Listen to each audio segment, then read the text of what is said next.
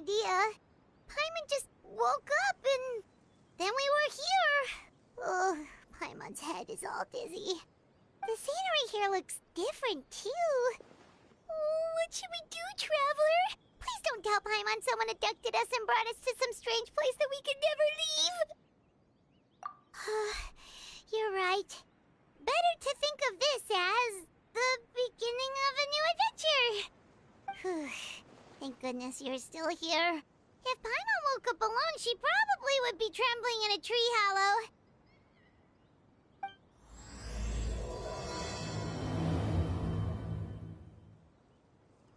Let's follow this path for now. We might be able to meet someone and figure out what this place is all about.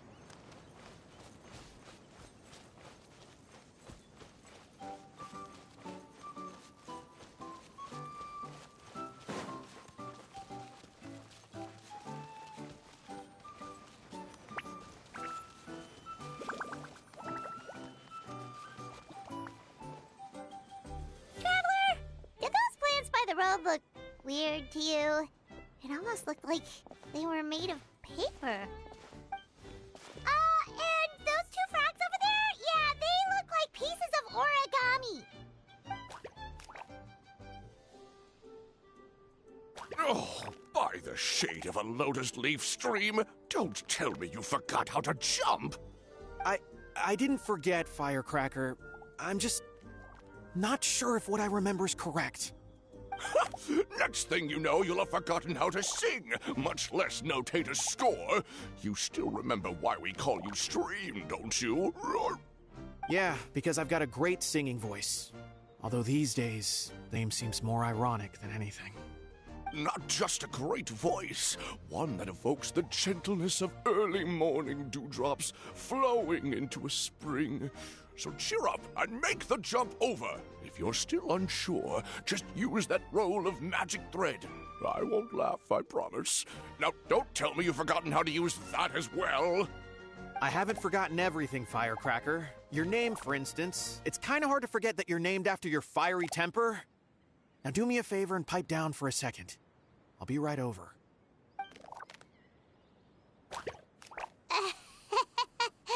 You saw that too, right? Paimon's not seeing things, is she? This place is getting more confusing by the second. Anyway, why don't we go after those two frogs? They didn't look evil or anything. Plus, they might be able to help us out.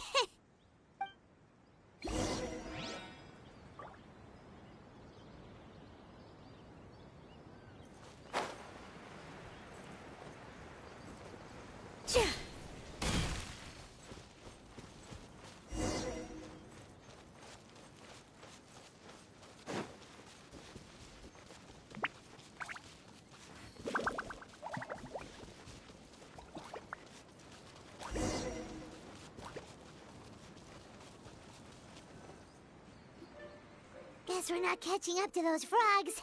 They were so fast. Paimon couldn't even tell where they hopped off to in the end. Excuse me, honored travelers. Did you come from the Cliff of Prophecy, perchance? The chubby paper hamster just talked. Chubby? Who are you calling chubby? I've just got a slightly thicker layer of paper on me, that's all.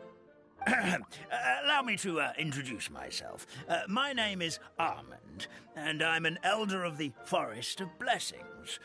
I've been waiting here for the hero of prophecy to arrive.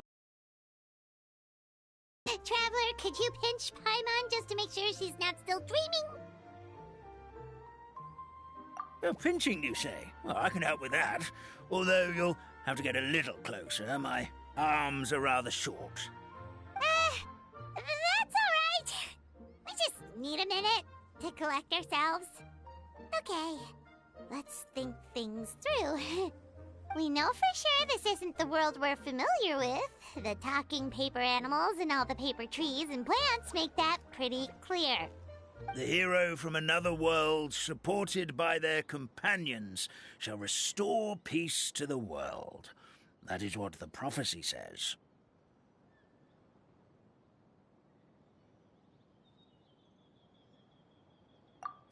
Dearie me, I completely forgot to introduce you to this world, didn't I? And here I am, getting all excited by the arrival of the hero. You'll have to excuse me. This old brain isn't what it once was. All shell and no nut. Oh well, perhaps my once glossy paper has faded past the point of no return. It's okay, really. You can just tell us all about this world now. Let me think. Where should I even begin? Pretty much forgotten everything that happened in the past. Right. I believe the story circulating along the pulp of this forest goes as follows. A long time ago, 3 goddesses created this world and named it Simulanka. The goddess of creation, who presides over matter and magic, created the mountains and rivers and gave us life. Her powers also paved the way for Simulanka to exist in numerous worlds. After the goddess of creation came the goddess of prophecy, with dominion over the stars and the course of fate itself. She induced the sky to spin and the earth to move. Even to this day, her statue still stands tall at the highest point of Constellation Metropole. The final goddess was the goddess of fate, she who reigns over all treasured tales and dearest wishes. She bestowed upon us the fierce and everlasting feelings of love and hate, and showed us the meaning of death and hope. Whoa, they all seem super impressive. Sounds like they really did a lot. Of course. All new residents of Simulanka come to the forest to thank the goddess of creation for founding this world, and travel to Constellation Metropole to witness the divinations of the goddess of prophecy's numerous oracles. After that, they make their way to the end of the world and tell the goddess of fate about their most cherished dreams. Well, at least that's how it used to be. How it used to be? Did something bad happen? Oh, yeah. That has to do with the hero you're waiting for, right? Yes, this old brain of mine may have forgotten many things, but I will never forget the day the evil dragon descended upon our forest. It came down from the skies in an ominous black mist and ravaged our homeland. Its gigantic footprints can still be seen in the kingdom of breezes and bells. We're incredibly fortunate that no one was hurt. Sounds terrifying. The terror doesn't stop there, I'm afraid. Ever since the attack, the Calligraphy Tavern in the forest has been closed. No one knows why, but it's a catastrophe of the highest order for us, forest dwellers. A catastrophe of the highest order? All because a tavern closed? If we were talking about Mondstadt here, Paimon might understand, but is it really all that serious? Good goddess of creation above. We'd take even the greatest flood over the closure of the tavern. Wet paper will dry out with time. Fallen trees can be restored.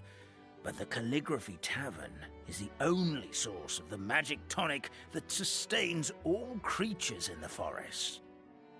Magic what? Magic tonic.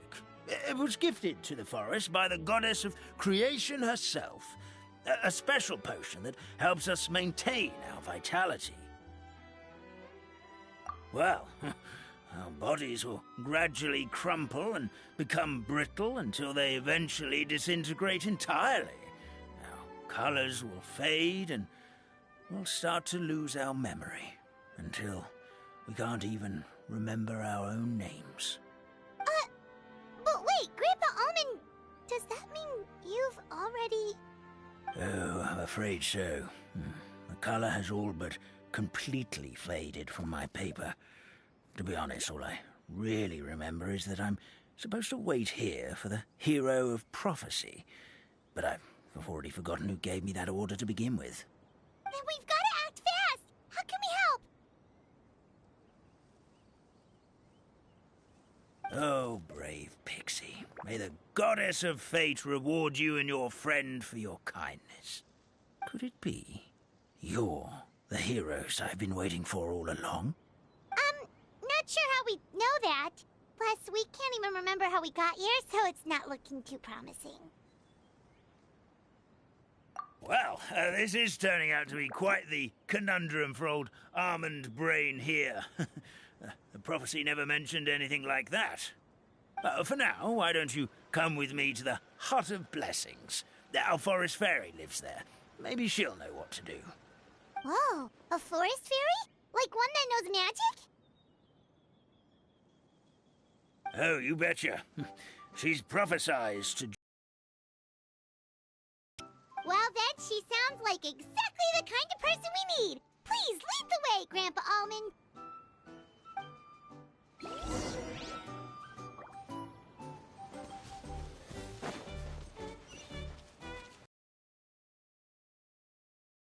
Meadow over there looks pretty strange. That's what the Calligraphy Tavern looks like. Now it's lost all of its color.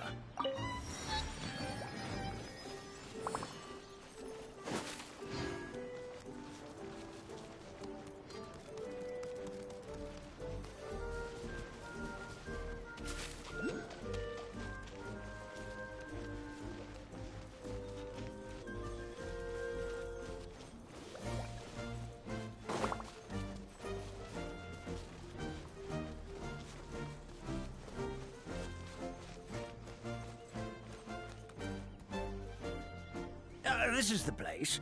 If you could just wait a moment, the fairy should be...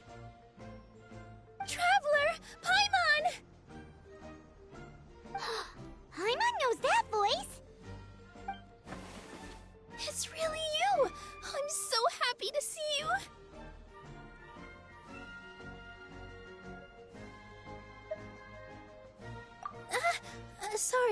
Sorry. So Nilu is the forest fairy? Well, you certainly look the part.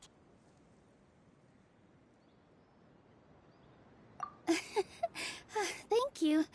To be honest, I'm still getting used to it. It's the weirdest thing.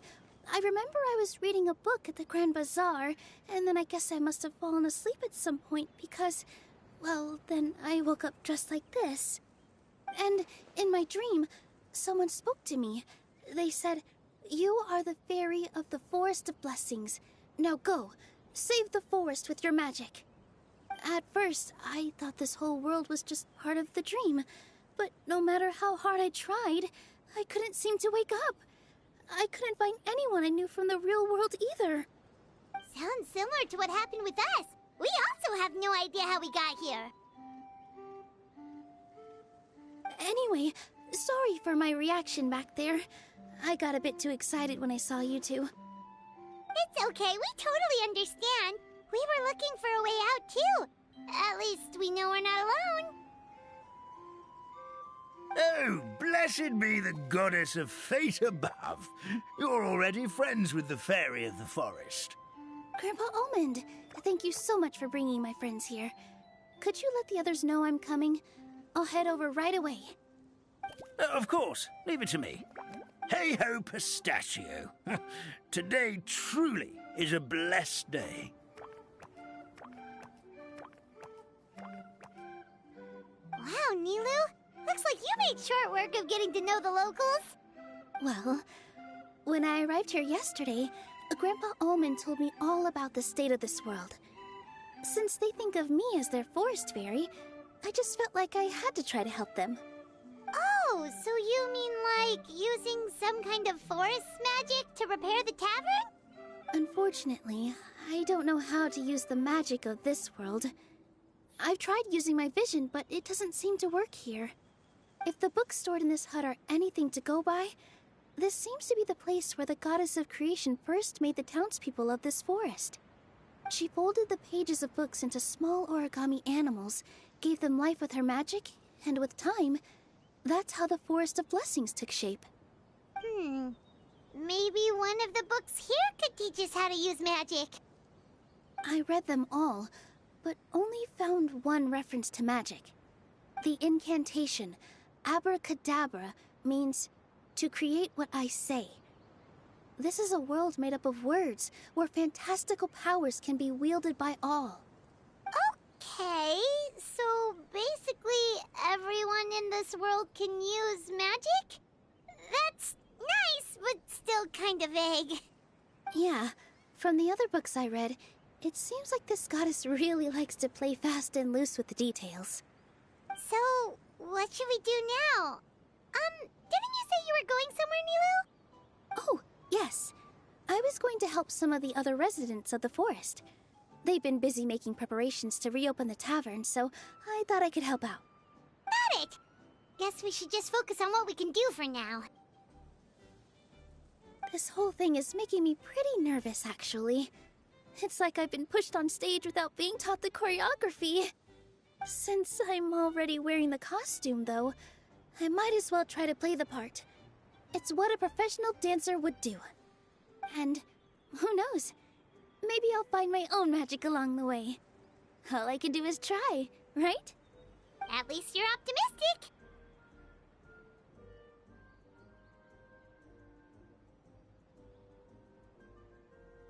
Thank you. Then let's go.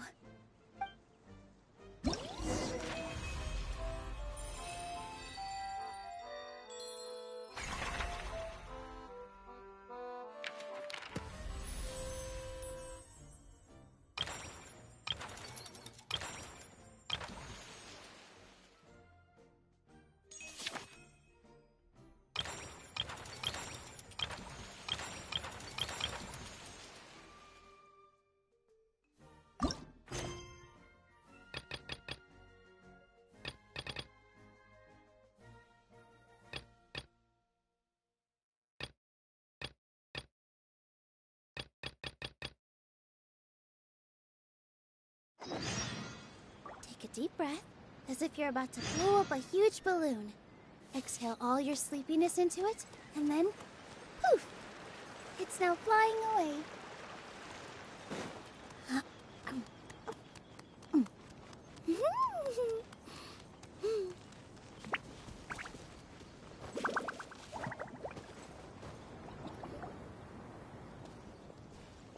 Look, the forest fairy is here, and she brought her companions.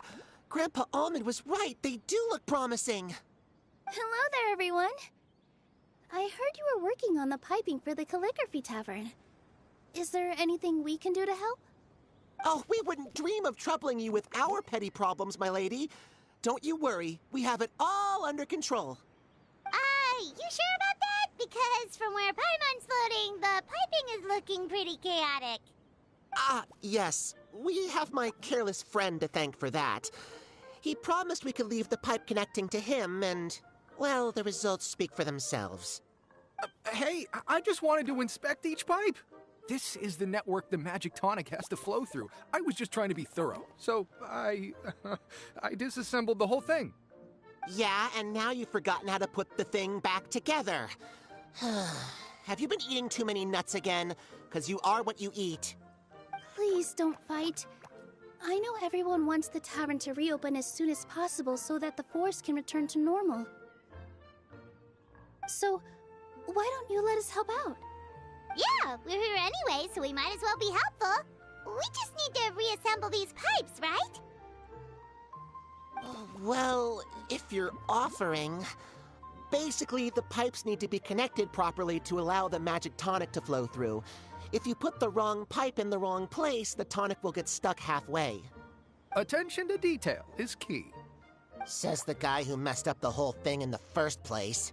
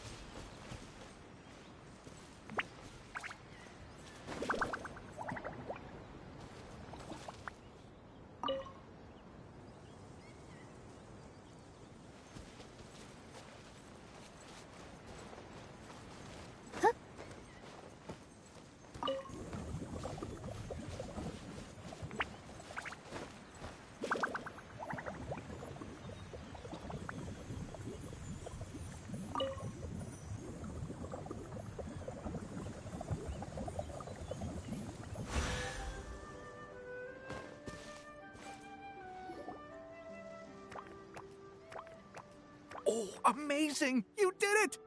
Now the tonic will flow into everyone's cups without getting stuck, right? Oh, gotta say though, Paimon is starting to get pretty curious about this magic tonic. Could she have a teeny tiny sip? Just a little taste, please?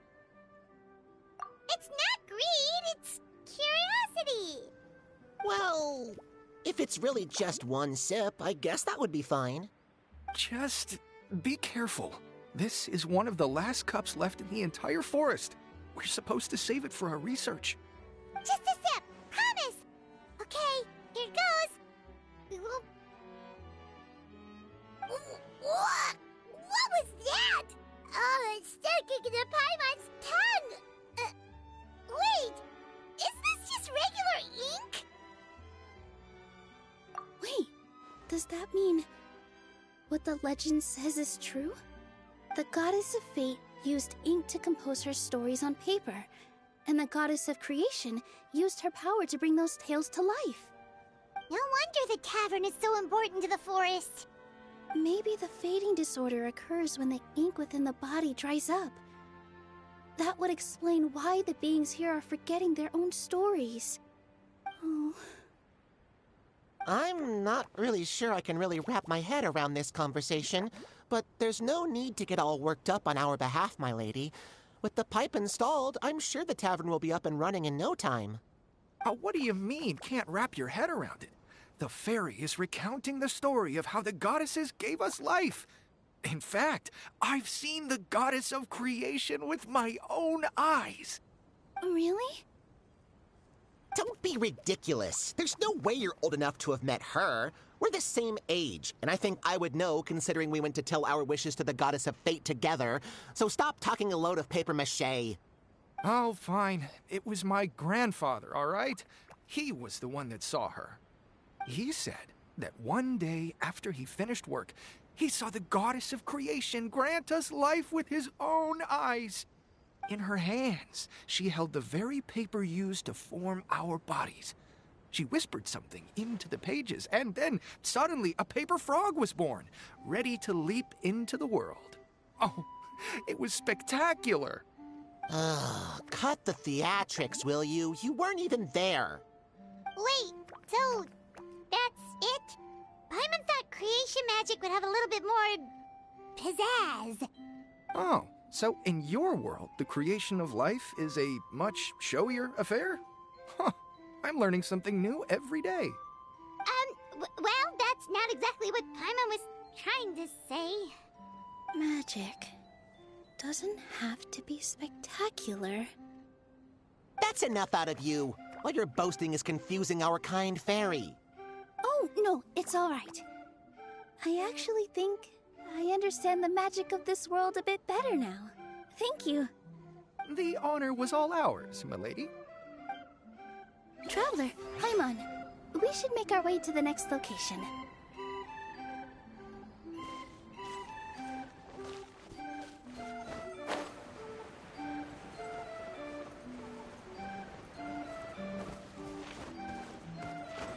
Yeah.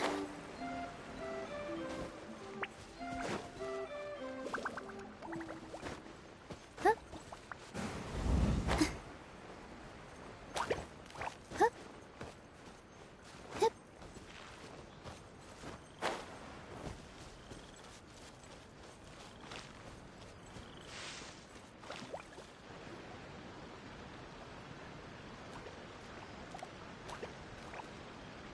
Oh, Stream! Your rhythm is off again! At this rate, it doesn't even matter if the tavern reopens. The band's not even going to get any gigs! I'm sorry. Hello there. I hope we aren't interrupting your rehearsal. Wait, these are the two frogs we saw on the road a little while ago. Ah, the forest fairy is here! For the love of lotus leaves and dewdrop, Stream, you've really got to put in some effort now. But Oh, don't pressure yourselves on my account. Are you rehearsing for a show? Sure are. You see, our group regularly performs for guests at the tavern. We've been out of work for quite some time, with the closure and all. But after hearing of the fairy's arrival yesterday, we figured we needed to get in performance shape right away. I understand how you feel. Back at the Grand Bazaar, Zubair Theater's always busy with rehearsals too. The Grand Bazaar? Do people there sing on lotus leaves as well? Yeah, they do. And it's a really big one. You're the conductor of your group, aren't you? You remind me of Mr. Zubair. Ah, then he must be an ambitious director. One who would do anything to avoid disappointing a single member of the audience. It's just... Is there anything we can do to help you, Mr. Stream? Oh, no. My problems are mine and mine alone.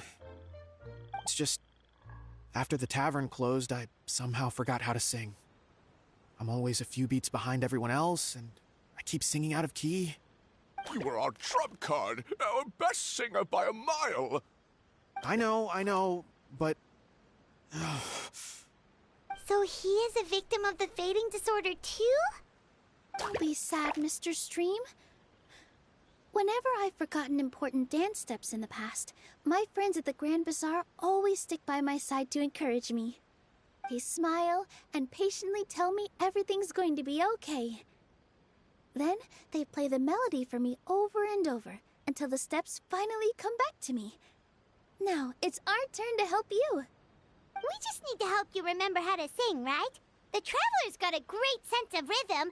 We can help keep you in time. Well, what do you say, Stream? I think it's a great idea. Just focus on the lyrics, and the fairy's friends will help you stay on beat. Are you sure? This is really asking a lot. Don't worry about it, Mr. Stream. It'll all be worth it when the tavern reopens and we finally have the chance to hear your marvelous singing voice. All right, then. Thank you so much, everyone. I'll give it my best shot.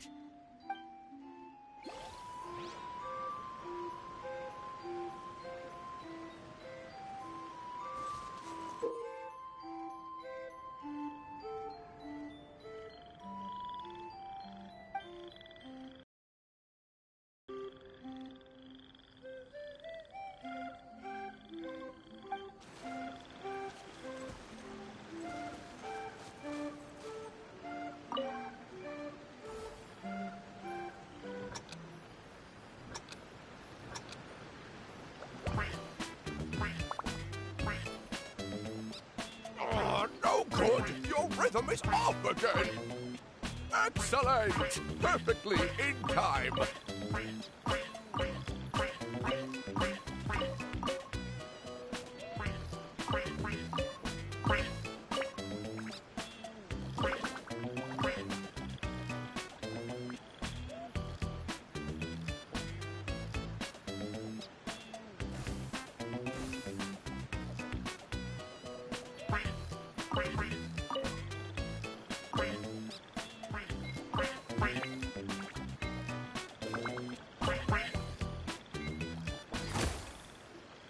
Still no good. Yeah, don't give up just yet. Our rhythm was probably off. Let's give it a few more tries.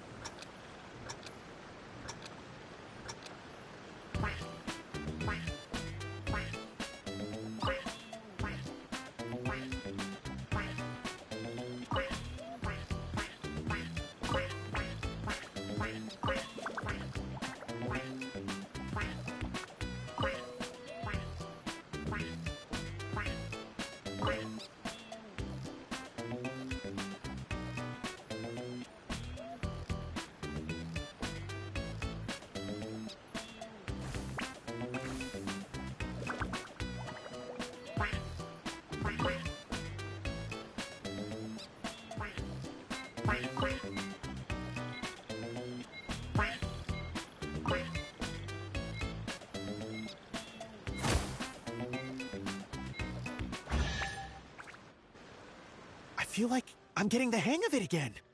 goddesses above. This better stick when it comes to the performance. Just do it exactly like how we rehearsed. Thank you, everyone. Thanks to you, my voice is once again as clear as a flowing stream. Glad to hear that you're feeling better, Mr. Stream. It's also about time for us to go to our next destination. Mm-hmm. We'll be looking forward to your performance at the tavern. We've got one final stop. Let's go.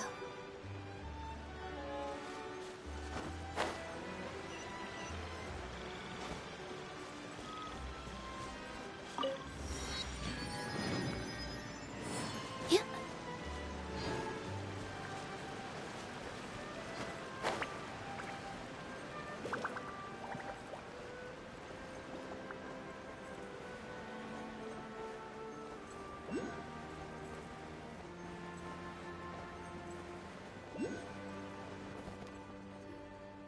Oh, my dear Citrus, please tell me you're joking.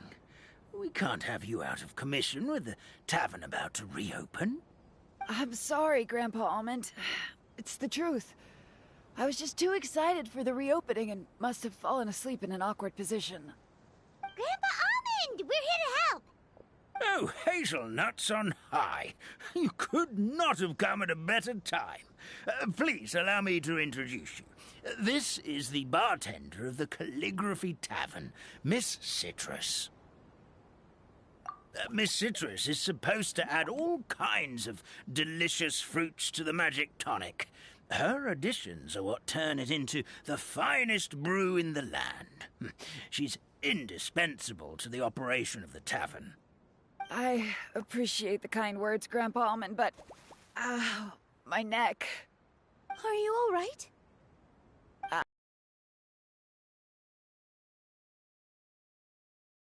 This? Could you give my tail a little twist? That should help free up the movement in my neck.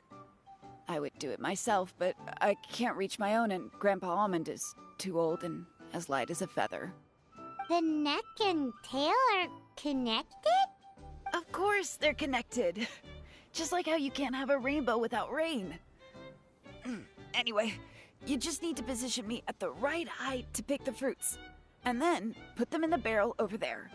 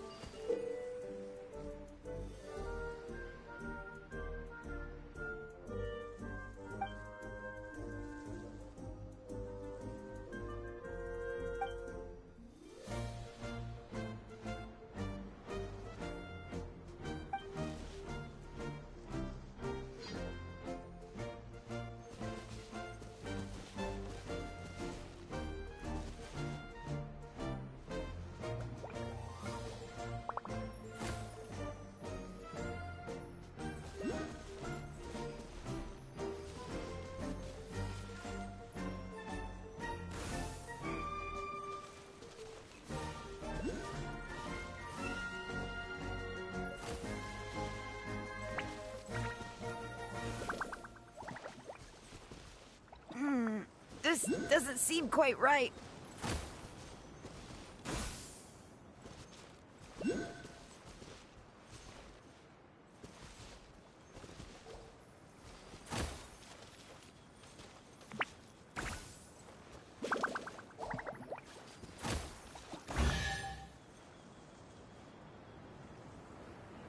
Perfect!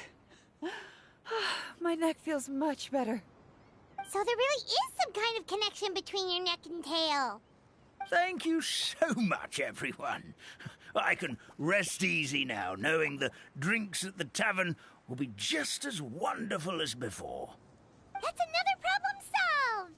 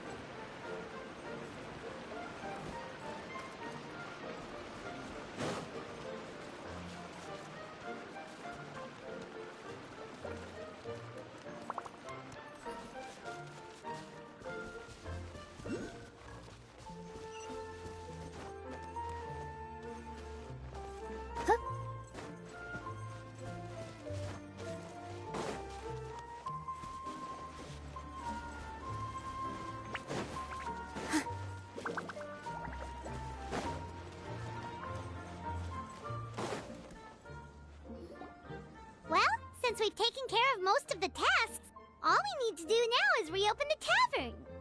But we still don't know how to use the magic of this world. We don't even know why the tavern closed in the first place. Oh, what about the method that one hamster mentioned? You should try it, Nilu. You mean the creation magic his grandfather saw outside the Hut of Blessings? I wonder. How exactly did the goddess of creation give them life? Maybe you don't need to understand it. Just give it a try. Everyone here calls you the Forest Fairy. Maybe you have the magic powers already and you just don't know it. In other words, this forest is a stage. And all I need to do is step out into the spotlight? Sounds just like a fairy tale. Well, we are surrounded by talking origami animals and magic potions after all. Almost seems like anything's possible in this place. You're right, Paimon. We won't know anything unless we try. In that case, let's see.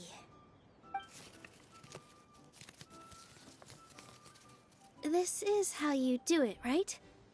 I think I got the folds right. Whoa, your origami skills are great!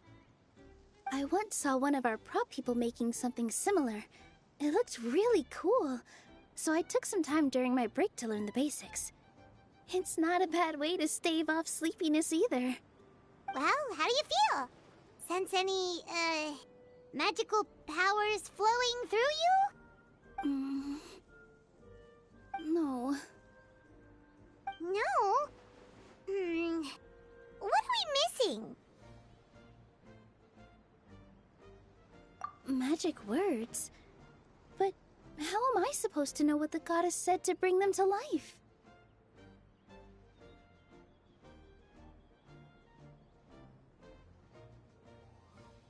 Oh, good point! You're the Forest Fairy, Nilu! What do you want to say to the new resident of your domain?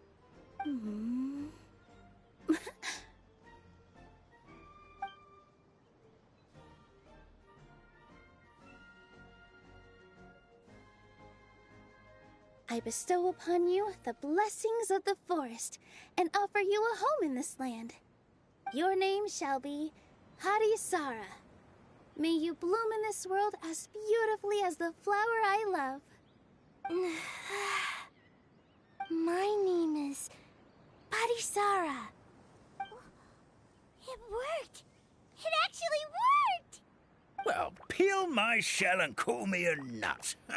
I never imagined I'd witness such a miracle at my age. It's just like what the stories said about the goddess of creation. Shell? Miracle?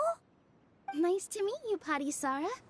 I'm Nilu, the fairy of this forest. From this day forward, this place is now your home. Hello, Fairy Nilu. I hope you'll grow up happily in this forest. Grow up. Oh, you can leave the little one with old Almond for now. Oh, this sure brings back memories. It's been such a long time since we last held a welcome ceremony. Here, Padisara. Come to Grandpa Almond. Well, now that Nilu has mastered the goddess's magic, we should be able to reopen the tavern, right? Grandpa Almond, could you send a few people to check the underground space beneath the tavern? Oh, of course. May I ask why? The moment I used magic, I sensed something strange down there. I have a feeling it's connected to why the tavern had to close down. Of course, we'll look into it right away. Make sure you listen to Grandpa Almond, Padisara. Don't go running off on your own. Hadisara. Listen. Running. Hey, come back here, you! Wait!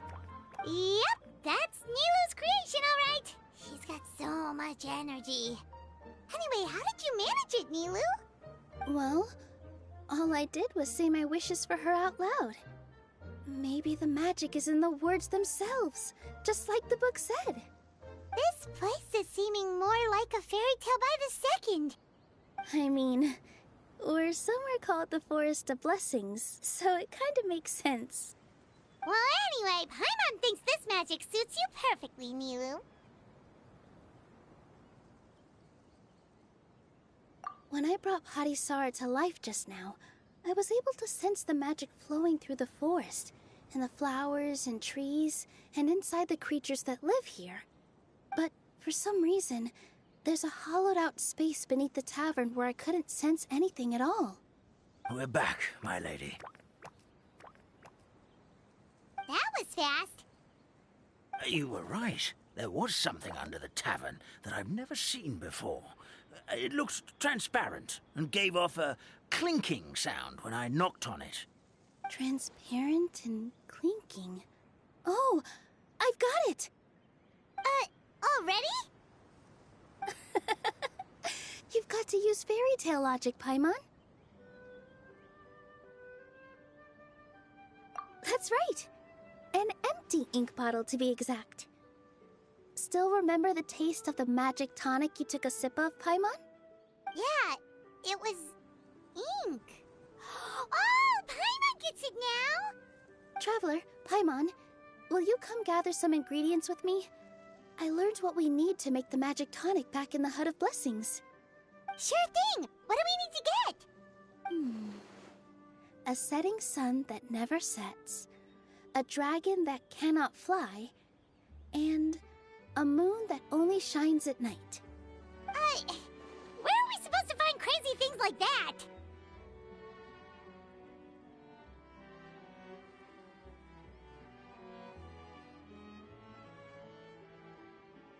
What?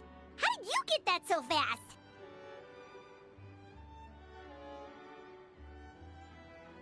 Logic, huh? Lucky guess, more like.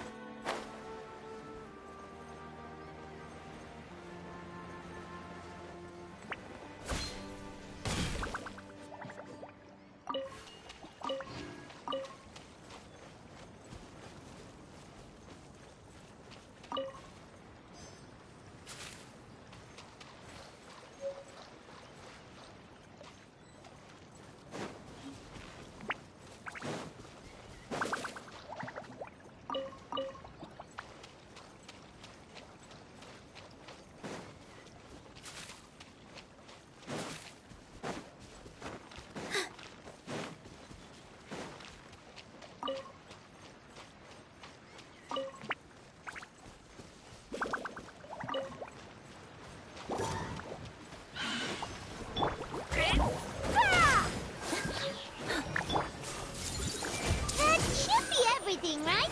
What should we do now? Let's go back to the Hut of Blessings.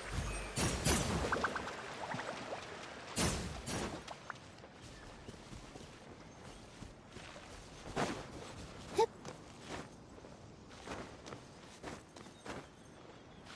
Yep.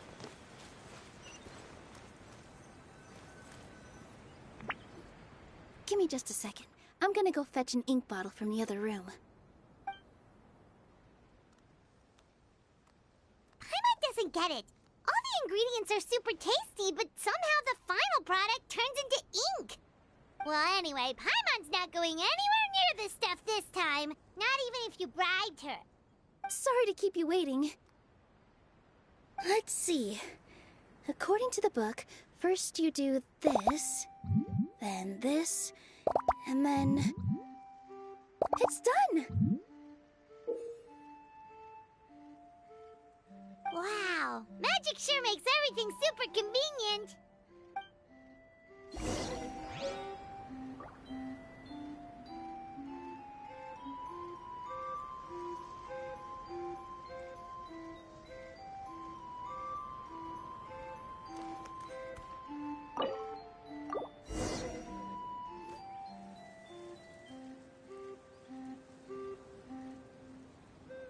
Yes, this is it. This is exactly the magic tonic we need. Grandpa Almond, could you take the concoction to the room underneath the tavern and place it next to the transparent bottle you found? I'll handle the rest. Of course. As you command, so it shall be done. I still get nervous at times like this. It's just like when you step on stage and you can tell that every single person's gaze is fixed right on you.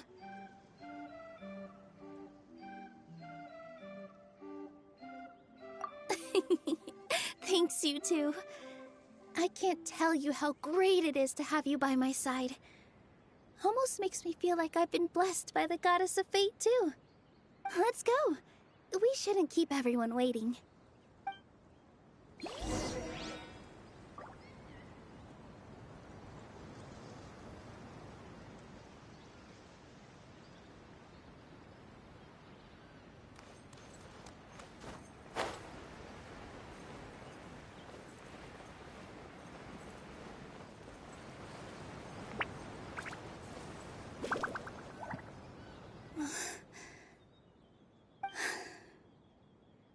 Forest, please heed my words and accept my blessings.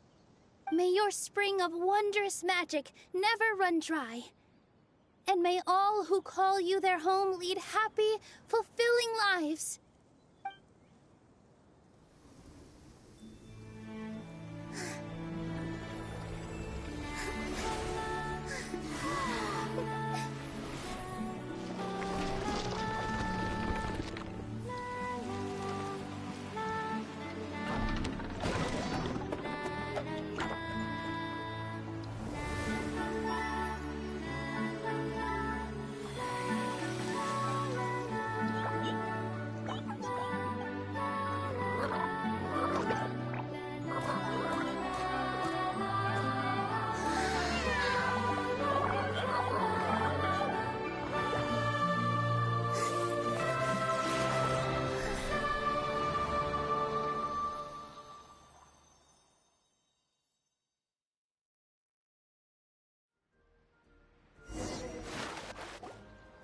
Fairy Nilu is amazing!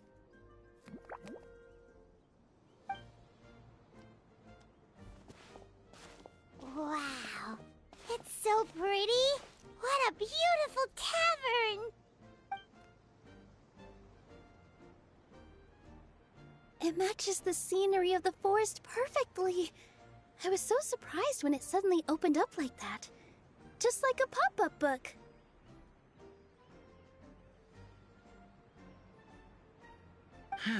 I remember now. I remember everything. It was me. I was the one who went to the top of Constellation Metropole and witnessed the goddess's prophecy. The hero who shall save this world will descend upon the cliff of prophecy. The hero, supported by their companions, shall restore peace to this world. So the prophecy really did have all the answers. You just forgot the first half. That's why I was waiting near the cliff of prophecy. Wonderful. Simply wonderful. There's still some hope left for old Almond after all. Is the cliff of prophecy that thing about how we got there? Also, we didn't get a change of clothes like Nilu. Are we definitely the heroes? If not you, then who else? You've already helped the fairy revitalize our forest. To us, that makes you heroes, prophesized or not. All right. Either way, we're going to keep adventuring, even if it's just to figure out how we can get back to our world.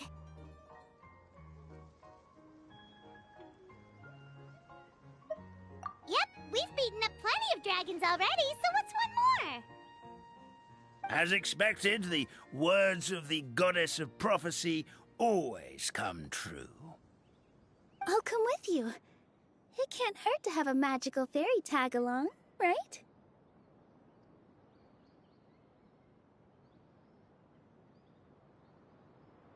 Heroes and fairies, dragons and new adventures. This is sounding more and more like a fairy tale by the second. I would say your next stop should be Constellation Metropole. It's Simulanka's most prosperous city, just across the sea. Once you've arrived at the Astral Garden at the highest point in the city, maybe you can try seeking divine counsel from the goddess of prophecy herself. Are you leaving, Fairy Nilu? I'm afraid so. There are still other people who need my help. I won't go far, though, and I'll come back to visit the minute I have time to spare. So be a good girl, Patisara, and help out Grandpa Almond whenever you can, all right? Mm-hmm. Got it. Patisara will wait here for you. That's a good girl, Patisara. I almost forgot.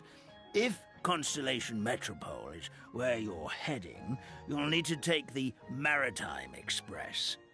I'll head to the station first thing tomorrow morning and wake up that lazy station master for you. Why don't you take a break for the rest of the day? You should savor the beautiful scenery of the forest before you go. Sounds great! Paimon definitely feels tired after being on the go for so long. There's a spot in the tavern with Paimon's name on it. Oh, sounds like someone's ready to order. Oh, well, if you're offering. Paimon will take a glass of Buell fruit tonic. But hold the tonic.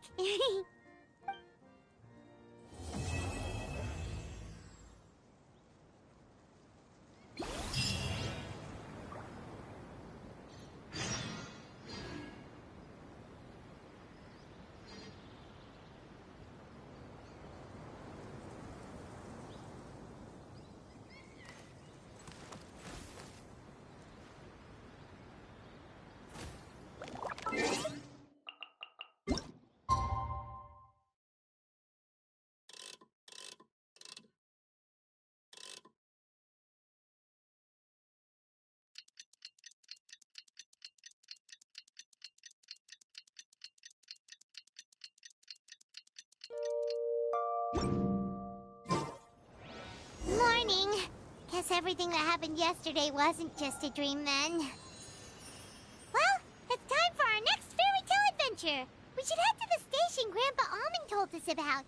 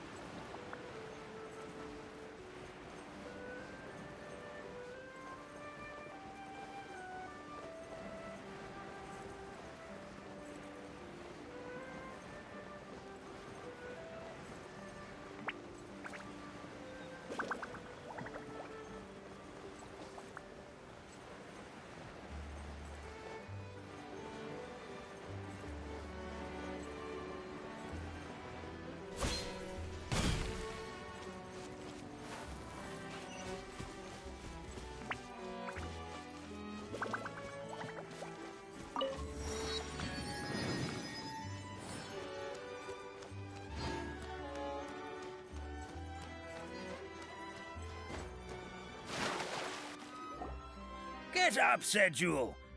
Time to get to work, you lazy bones. I can't remember how to call the train. Just let me sleep a little longer, then I'm sure I'll remember. Don't try to pull one over on me, young man.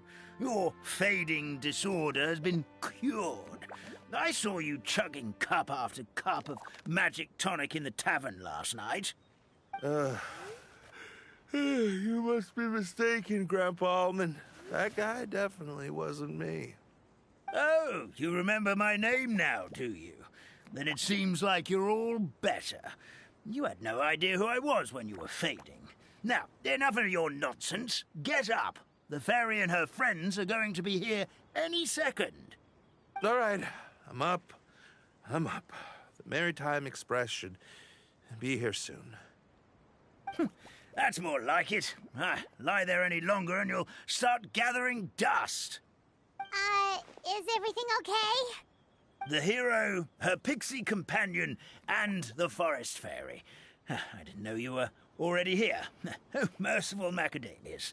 I'm sorry you had to see that. Oh, it's all right. Paimon knows the feeling. Who doesn't want to sleep in first thing in the morning? Does the Maritime Express run out of Constellation Metropole? Yes, each train needs a conductor to operate, and the conductors are always from the capital. The more difficult maneuvers are a little too complicated when you're made of paper. Oh, so you mean the people of Constellation Metropole aren't origami animals like you? Well, the city welcomes visitors from all over the world, so you're bound to run into some forest dwellers there.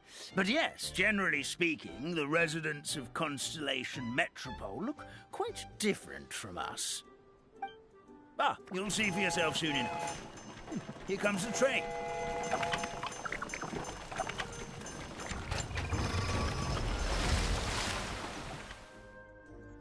Pleasure to meet you, everyone. My name is Will, and I'll be the conductor for your journey today. I'm assuming you're the ones who called the train? Whoa, it's a little toy man! Yes, we called the train. The hero and the forest fairy need a ride to Constellation Metropole. The hero and the forest fairy, the ones from the prophecy. Oh, why didn't you say so earlier? We could have prepared a far more luxurious train. I'll just go back and get a better one. That's okay, Mr. Wheel. We're trying to get to the city as fast as possible. We just need you to get us across the sea. In your capable hands, I'm sure we'll get there in no time. Of course, my lady. It would be an honor. Well then, all aboard, sit anywhere you like. We'll get a stunning view of Simulanka no matter where you're seated.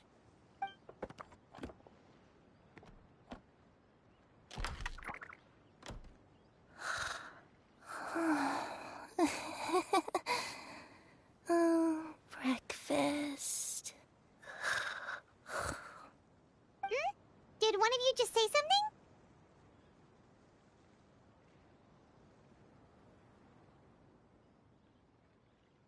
Wasn't me either. Breakfast.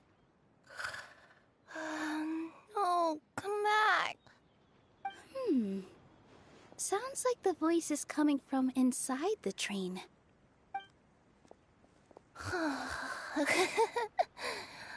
Fish. Chicken drumsticks. Oh, gotcha.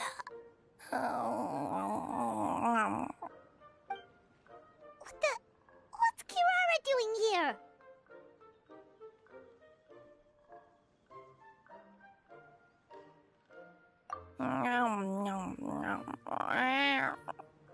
Is she a friend of yours? Oh, let Paimon introduce you. This is Kirara. She's... Oh, wait. Actually, maybe we should wake her up first. So noisy. Is it morning already? Oh, morning. Huh? Traveler! Paimon! It's you? Which means... Oh, thank goodness. It was all a dream after all. Oh, gotta hand it to my imagination. It all felt super real. There were these toy people, but they were alive and they could talk. Madam, sleeping overnight in the train car is prohibited.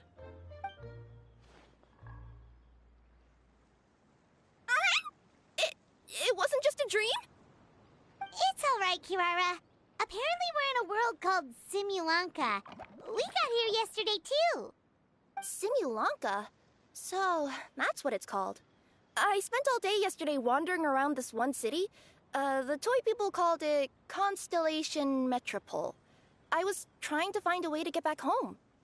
I was seriously starting to think I had gotten on the bad side of some great yokai and gotten swallowed whole. Ah, I take it you're Inazuman then, Miss Kirara? She sure is. But, Kirara here is kinda special. Let Paimon introduce you for real this time. Kirara is a Nekomata from Inazuma. She works as a courier for Komanie Express. Ah, nice to meet you. I'm Nilu, a member of Zubair Theater. You can usually find us performing in Sumeru City's Grand Bazaar. Right now, though, I suppose I should introduce myself as the Fairy of the Forest of Blessings. Oh, you're Nilu! I've heard a lot about you from my deliveries in Sumeru. I even saw one of your performances back in the day. You're an amazing dancer. But, did you say you were a forest fairy?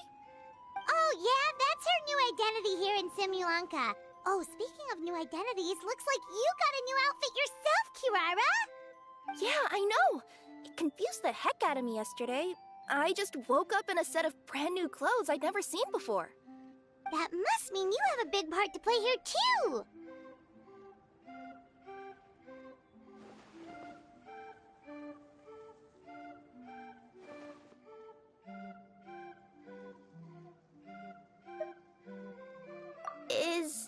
Is that a thing? I guess I am wearing a pair of boots, but still. Did you by any chance hear a voice speaking to you before you got here, Miss Kirara? A voice... Oh, yeah, I did hear something, but I was so freaked out my tails got all tangled, so I, didn't catch much of what was said. Sorry for the interruption. But this, Nekomata friend of yours, she doesn't eat hamsters, does she? Or frogs? Oh, no need to worry, little guys. I would never do something like that. Well, unless I'd been out in the wild too long without anything to eat. Oh, speaking of eating, I am getting a little hungry.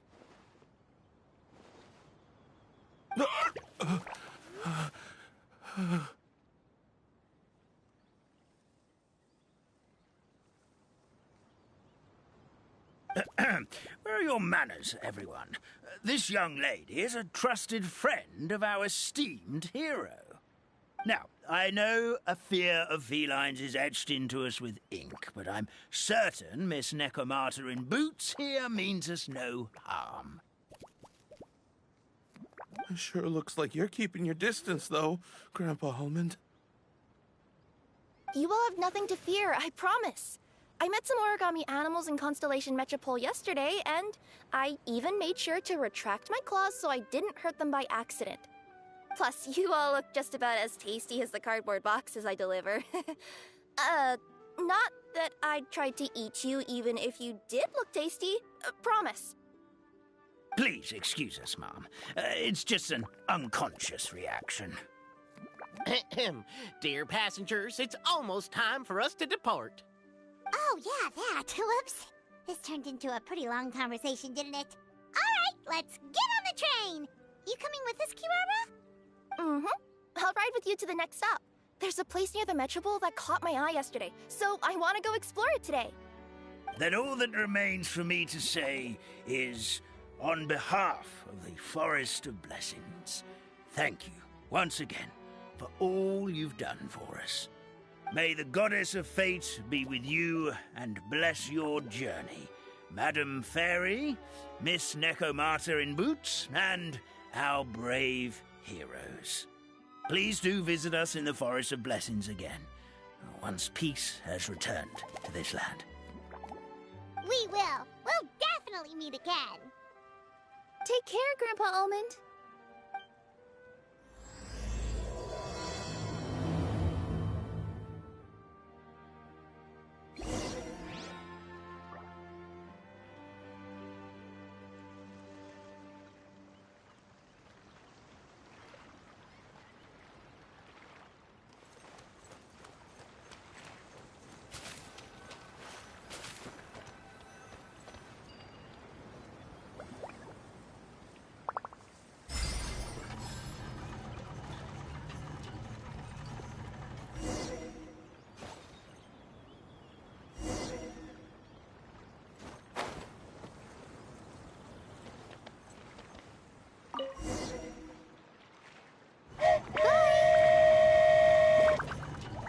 Have a safe trip! Wow, a train ride over the sea? What an incredible view! Please keep your head and arms inside the train at all times. We don't want anyone falling into the sea.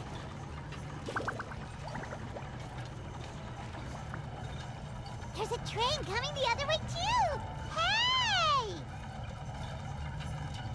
Now that the fading disorder is cured, I'm sure the forest will be a lively place again in no time. I gotta go explore that forest at some point. It looked so pretty from the train. I just hope they, won't be too scared of me. We'll be arriving at our destination shortly. Please prepare to disembark.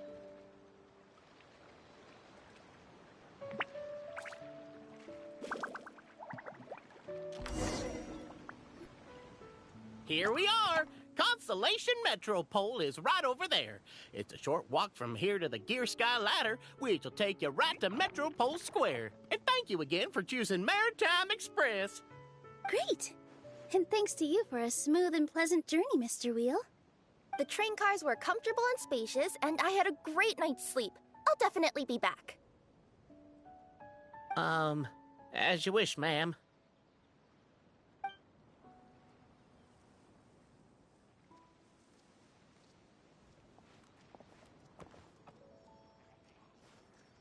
Where should we go next? Is that place you wanted to check out nearby? Mm-hmm. I took a walk around yesterday, and it felt like there was something weird about it. So, I think I'll indulge my curiosity and go investigate. Want us to come with you? It's okay. You guys go ahead and visit the Metropole for now. Hopefully, that's where you'll be able to find out some more about this world. I pretty much explored the whole place from the rooftops yesterday, but for some reason, this is the place that caught my attention. You know what I mean, right? Like, when you get a stone stuck in your claw or something, it keeps nagging at you to dig it out, but you can't focus on anything else until you do. Don't worry, if you run into any trouble, I'll be there faster than you can say gold-level courier of the Comania Express. Okay, fair enough. We'll head to the Metropole then. Guess this is where we say bye for now. Mm-hmm. Don't worry about me. Let's not forget, I'm a yokai.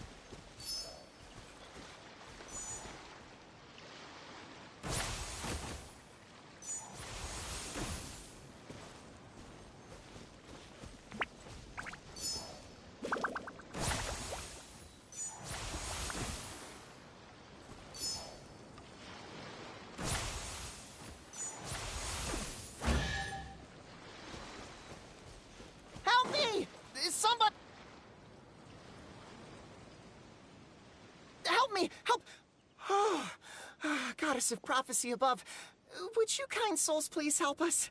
What happened here? Why are you all suspended in midair? I mean, being stuck in midair still beats falling to the ground and being smashed into a pile of blocks, but... I told him to be careful, but... No. Never mind. Now's not the time for that. My good friends, could I trouble you to turn the clockwork key over there? I'll explain everything in a bit.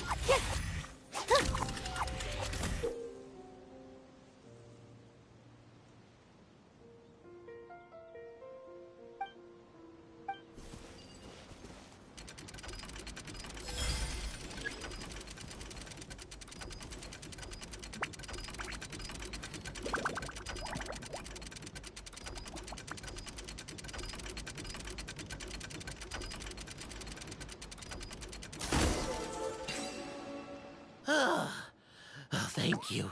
Oh, thank you. What happened there? It almost seemed like we turned back time. I take it this is your first time witnessing the power of the goddess of prophecy, then? If so, I can see why you might think that.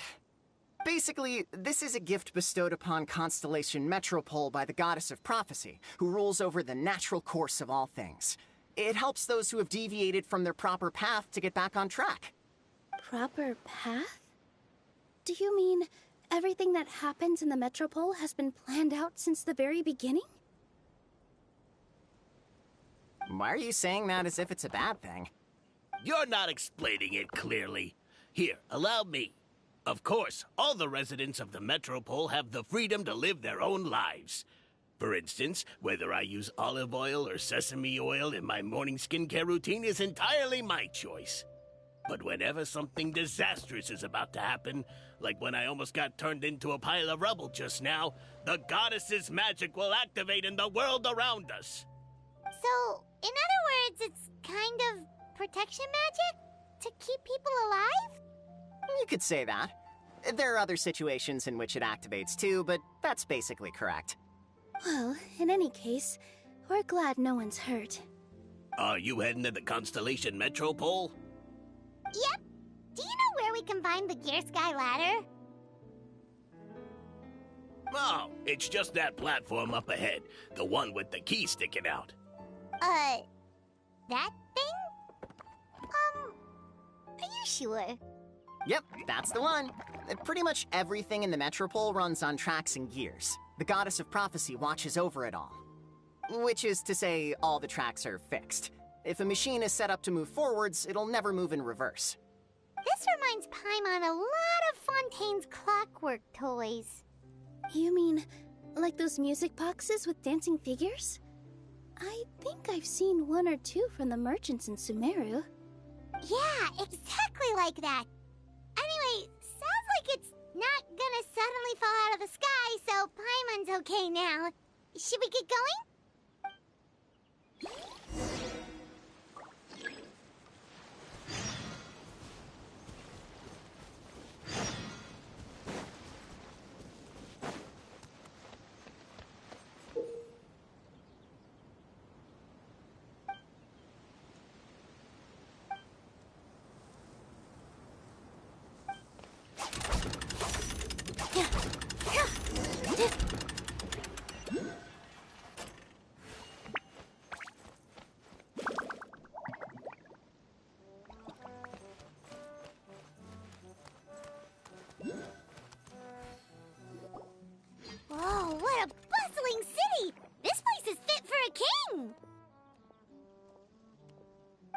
step is to get to the top of the metropole and ask the Goddess of Prophecy for guidance.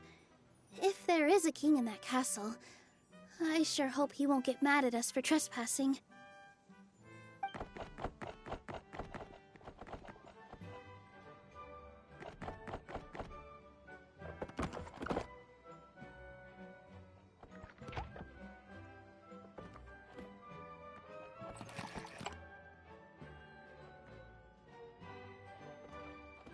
Make way for the king! Oh, darn, we jinxed it. Oh, no. Did he overhear us talking about us sneaking into his castle? Paimon hopes he's not mad. Silence! The one who shall soon stand before you is the ruler of Constellation Metropole, the one who descended after a meteor shower, and the protector of order and all the stars in the sky.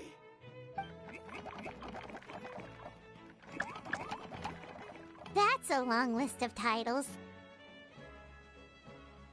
I bid ye welcome, guests from afar. Long have I heard, O fairy, who restored the lifeblood of the forest. O hero, who, huh? Navia! Hold your foul tongue! How dare you utter her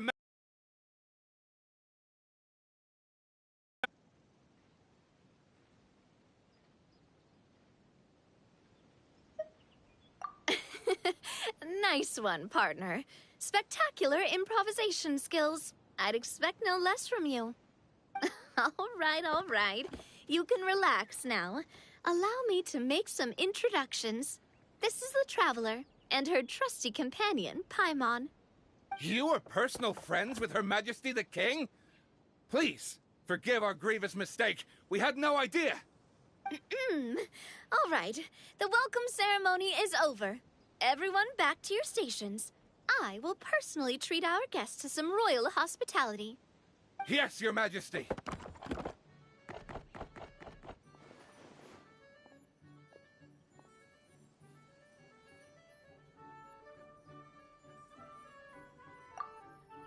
Oh, come on. I've already sent them off. So, anyway, how did you guys get here? We were gonna ask you the same thing! Also, how are you already king of this nation? And where did you get a crown? Oh, wait, don't say it. You just woke up like this, right? Sounds like you've answered your own question. But before I woke up, I heard a voice say to me, "You are the king of Constellation Metropole. Now go forth and save your city." A similar thing happened to me. Oh, yeah, sorry. You must be the fairy of the Forest of Blessings, right? This is Nilu, a friend that we made during our time in Sumeru. Nice to meet you, Miss Nilu. I'm Navia, the president of Spina di Rosula. If you ever get the chance to go to Fontaine, make sure you come and visit me. I'm based in Poisson. Seems like you're taking this all in stride. Aren't you nervous about getting stuck here and never being able to get back home? Why would I be worried about that? We've faced much bigger problems than this before, and we always pull through. This should be a piece of cake. Besides, life's always full of surprises. You gotta learn to just enjoy it. That sounds like a great outlook on life. You have a very optimistic spirit. Thanks, I'll take that. Honestly, though, it also puts me at ease to find out that you guys are the fairy and heroes that I've been hearing about in this prophecy. We're kind of veterans at dealing with prophecies by now, aren't we? About that, has anything bad happened in the Metropole? We heard about an evil dragon. Did it make a mess here too? It sure did. Apparently, for whatever reason, he went for the stars above the city recently. Literally just flew up and started snatching them out of the sky. Luckily, the guards responded quickly and stopped the dragon from taking them back to his lair. Unfortunately, though, he dropped them before he flew off. Now they're scattered all around the Metropole. I've been out trying to retrieve them, but I only managed to get one of them before you showed up. Oh, I didn't ask yet. What brings you to the Metropole anyway? Oh, Paimon can explain.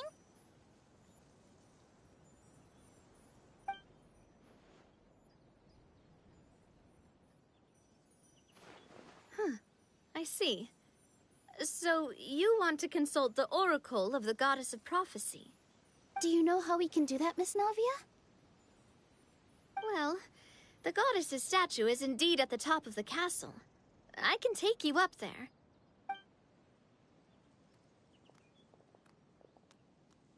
However, I've heard from the citizens here that the goddess hasn't given out any new revelations in a very long time. Really? But Grandpa Almond told us that he received his prophecy from the goddess. Oh, that's probably because the prophecy about the hero of Simulanka has been around for a very long time. But recently, people realized that the goddess didn't reveal anything about what's supposed to happen after peace has been restored. Huh. Okay. Still, can't hurt to try your luck. And maybe you can help me get rid of the invaders while we're at it. Invaders? So the dragon's not your only problem? Right. The forest isn't the only place where strange things have been happening to the residents. Have you come across the gift from the Goddess of Prophecy yet? You mean the protection magic that stops them from coming to harm? We saw it in action. Yep, that's the one. Over the past little while, this magic has been triggering far more frequently. We don't know if it's simply because the metropole has grown a lot more dangerous, or if there's a deeper reason behind it. Some residents find themselves getting stuck in a place and unable to move. Others start repeating the same thing over and over again, like they're trapped in some kind of loop.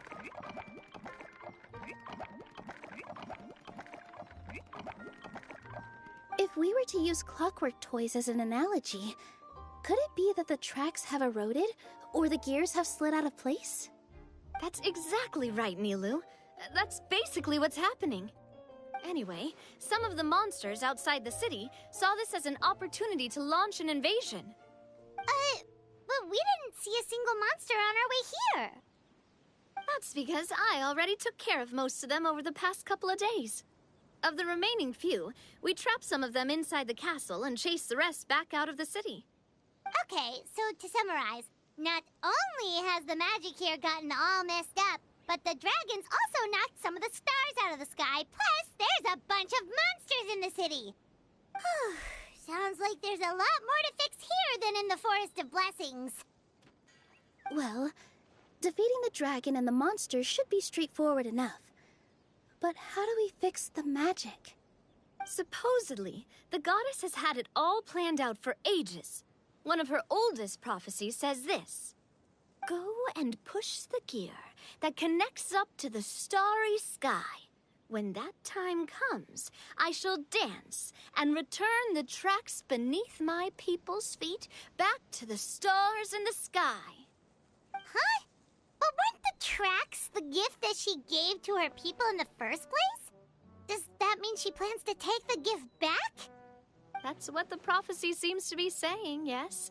So, as a result, some people are against turning the gear, despite what the prophecy says, since they fear a future where they no longer enjoy the goddess's protection. But letting this drag on isn't the answer either, is it? No, and I think they know that. But they're just too afraid to take that final, terrifying step.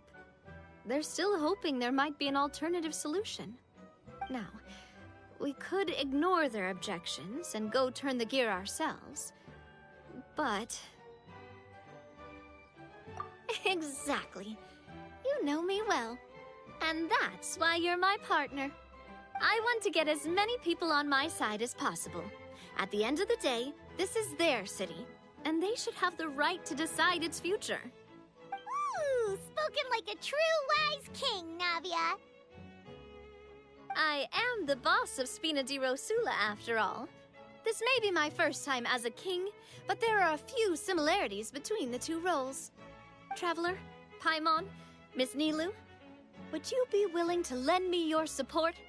With your help, I'm confident we'll be able to find the most frictionless way to resolve the problems plaguing this city.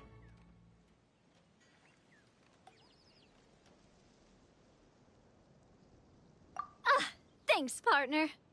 Seriously, like we'd ever say no. We're your friends! No need to ask ask us so formally in the future. I'm happy to help too. This is a beautiful city, and just like the Forest of Blessings, I would love to see it return to normal as soon as possible. Ah, great. As the King of Constellation Metropole, I extend to you my gratitude. All right, everyone, follow me.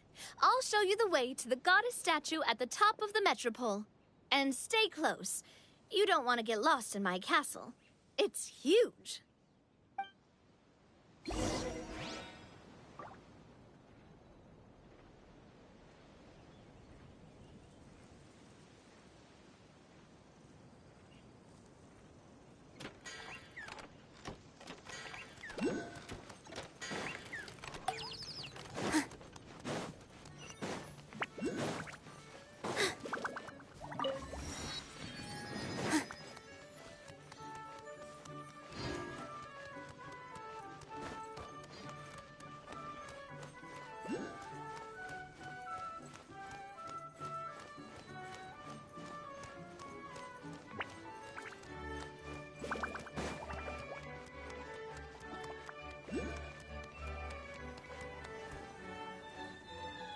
Huh?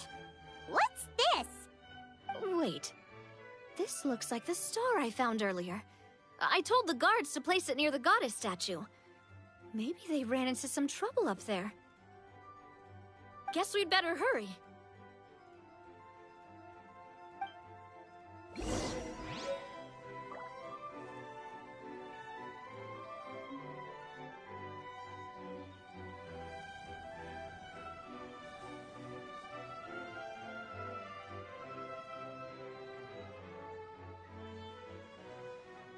Relaxing days like this are nice. Let's take it easy.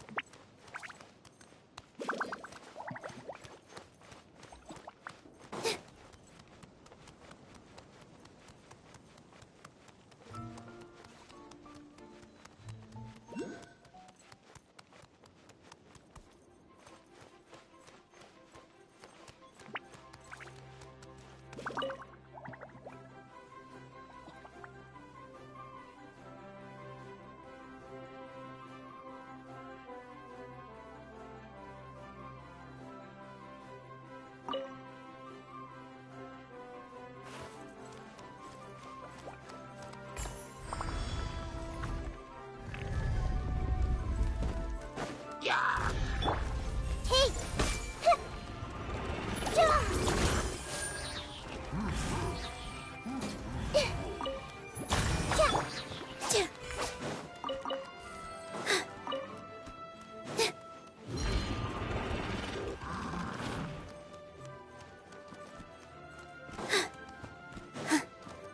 Everyone hold hands!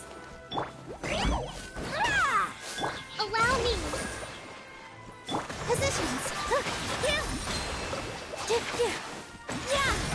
I see everything! Ah!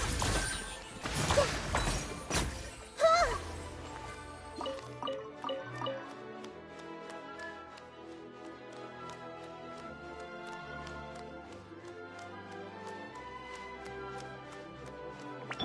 Whoa! Why is the star on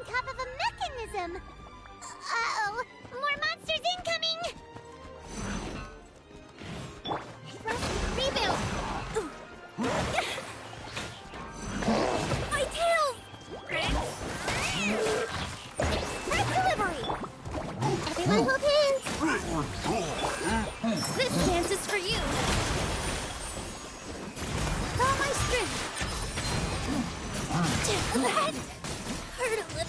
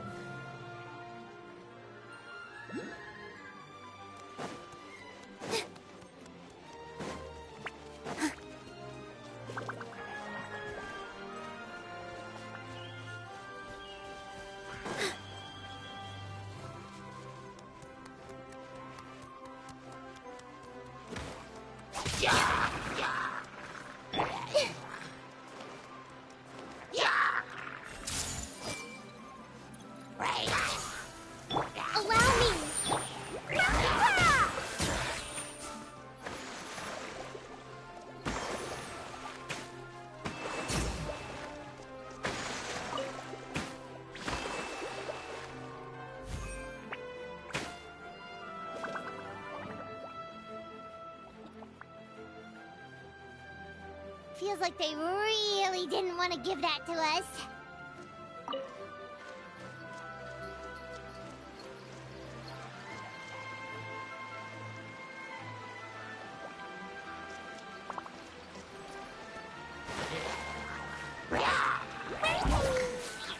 Service with a smile! Everyone hold hands! Yeah!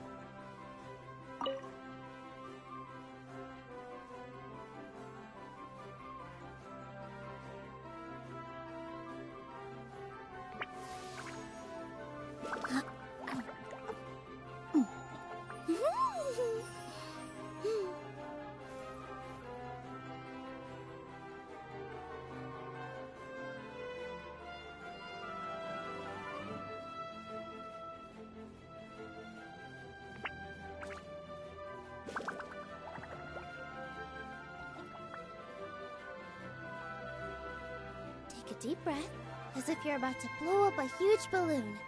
Exhale all your sleepiness into it, and then, poof! It's now flying away.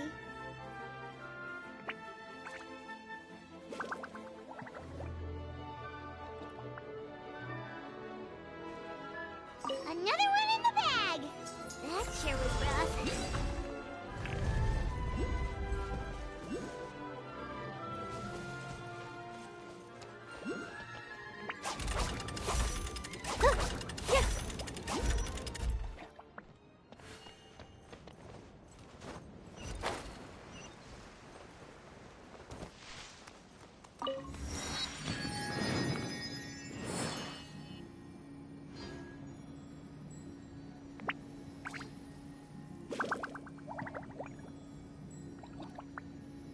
First, get into position like this.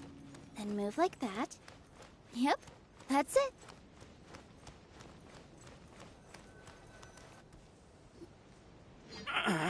Drat! I can't move! What happened? Your Majesty! This conservative radical, he attacked us! He threw the star from the Astral Garden and even stole the magic thread linking the Oracle Pillars! But just as we were about to arrest him, the goddess's magic activated, and now we can't move! No! Nobody touched the celestial gear! What's an oracle pillar? You need to use it to pray to the goddess. I'll explain later. First, let's help these guys.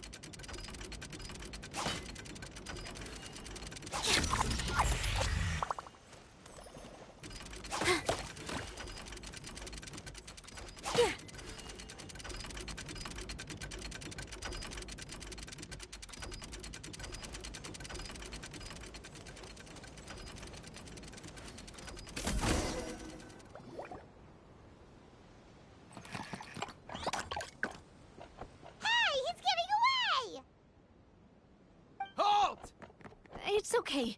Let him go. But, Your Majesty! His mind, much less quell the fear that many others like him are feeling. All it would do is turn him further against us. Understood, Your Majesty. Also, this is the magic thread he was holding from the Oracle Pillars. Your Majesty, what should we... Ah, please give that to the traveler over there. I believe they have some questions for the goddess. Yes, Your Majesty.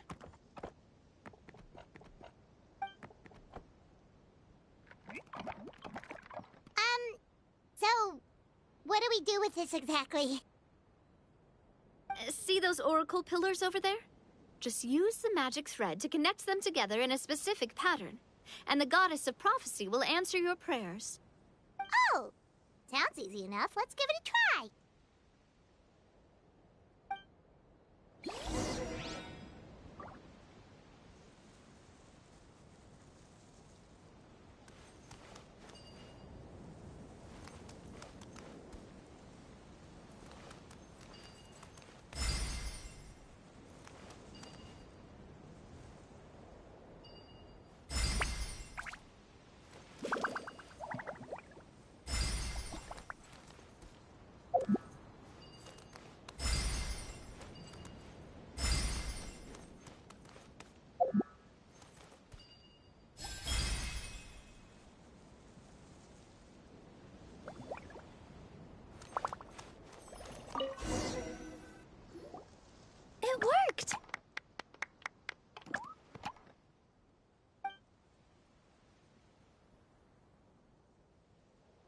To which course of fate do you seek answers, my child of Simulanka?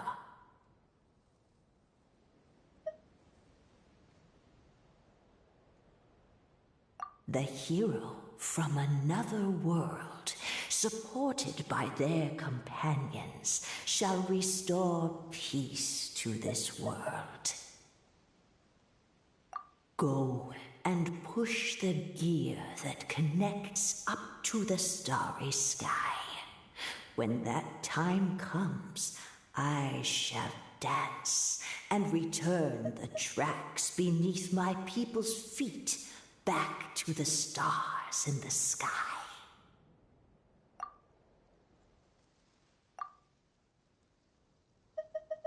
So, Miss Navia was right. The goddess of prophecy didn't tell us anything about the future. Fair enough. Guess we'll just have to play it by ear. Then first, we have to restore the sky back to its original state by putting the stars back in their positions. Let me do a quick count. All right. Adding in the ones we picked up on the way here, I think that's all of them. Let's go hang these stars back up in the sky. In the sky? How do we get up there? Oh, I got us covered. We will, of course, be taking the Aerial Express. Is that a flying train? Hey, you already took a train that runs on water. Is a flying train really that much weirder? Well, at least the Maritime Express still runs on a track. Oh, come on, don't worry about it. This train has been blessed by the goddess of prophecy. Its whole purpose is to protect the Metropole skies. It took me a lot of effort to find it, you know.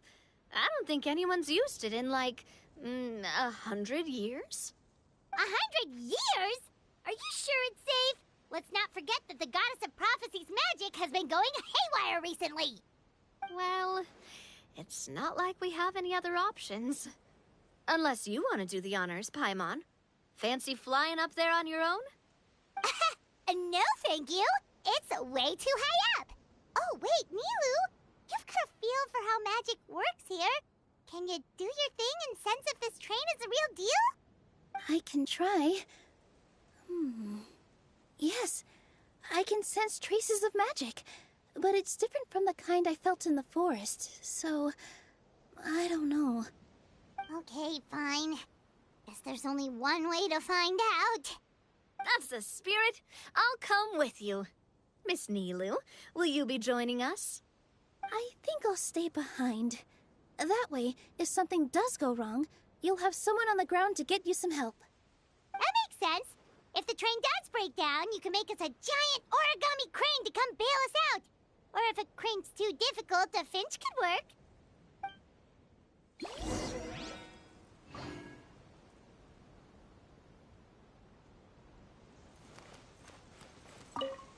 Best of luck! A finch, huh? I think I know how to fold one of those.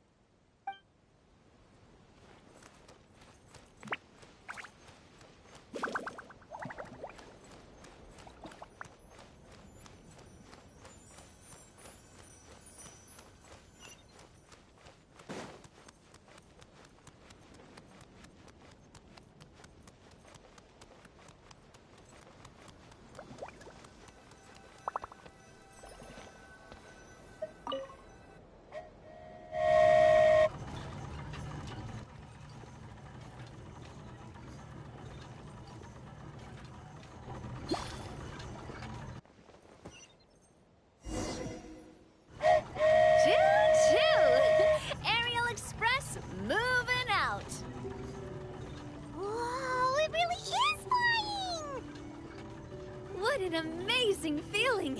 I've never been on a flying train before. Neither have we.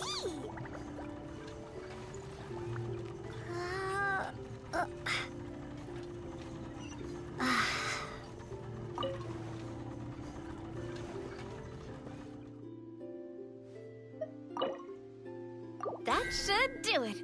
On to the next location.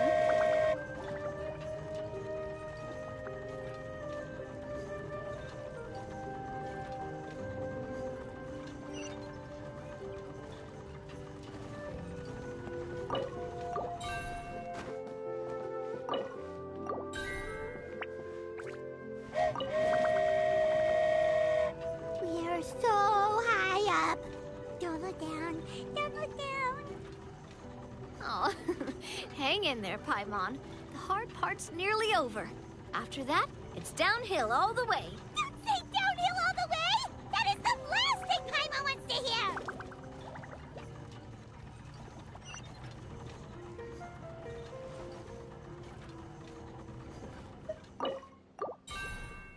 Hey, let's get there now while this train is still working!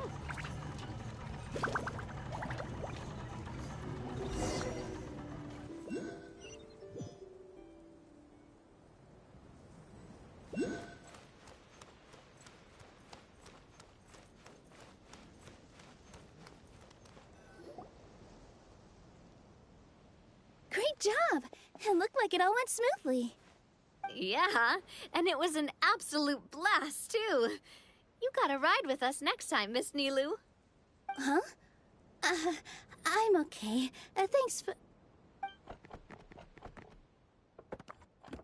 Halt! What do you think you're doing? Get out of my way!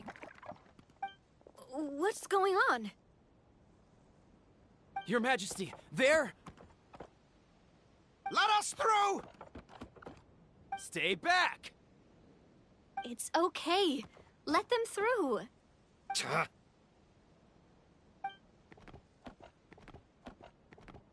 Your Majesty, could we please ask you not to turn the gear that connects up to the sky?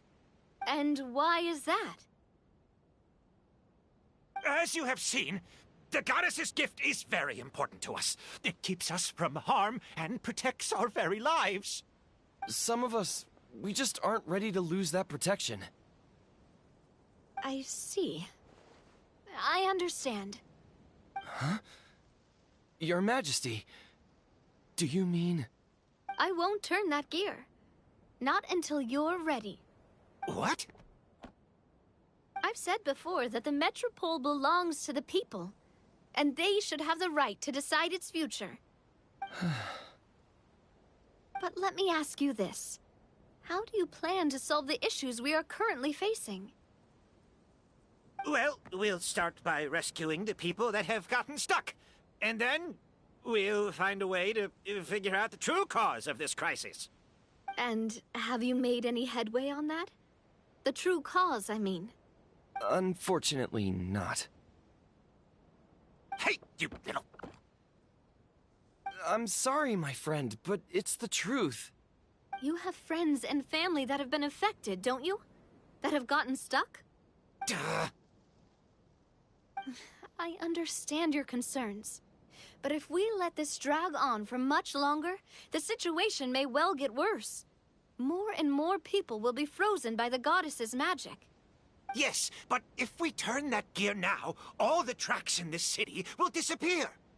I know this is a hard decision to make. But have you ever thought about why the goddess might have made things this way in the first place? Huh? Why do you think she might decide to take back her gift and stop revealing further prophecies about the future? Are you saying she has abandoned us? No. Quite the opposite, in fact. What do you mean? The goddess dearly loves this world and all the people of Simulanka. And because she loves you so much, she wants you to be able to choose your own path. Every parent hopes their child will have a happy and carefree life. But if they're overprotective, then all they'll manage to do is keep their child trapped. If a mother bird lets her baby ride on her wings for too long, her child will never learn how to fly. Perhaps the goddess of prophecy has always known that one day she'll have to let go. Children can only become independent if they're allowed to form their own opinions, make their own decisions, and deal with the consequences on their own. Only then will they be able to continue their journey alone, even after their parents are gone. But we've relied on the goddess's protection for so long. We don't know what it's like to go it alone. We don't know if we have what it takes. Are you kidding me? I think you've proven yourselves more than capable of that. What do you mean?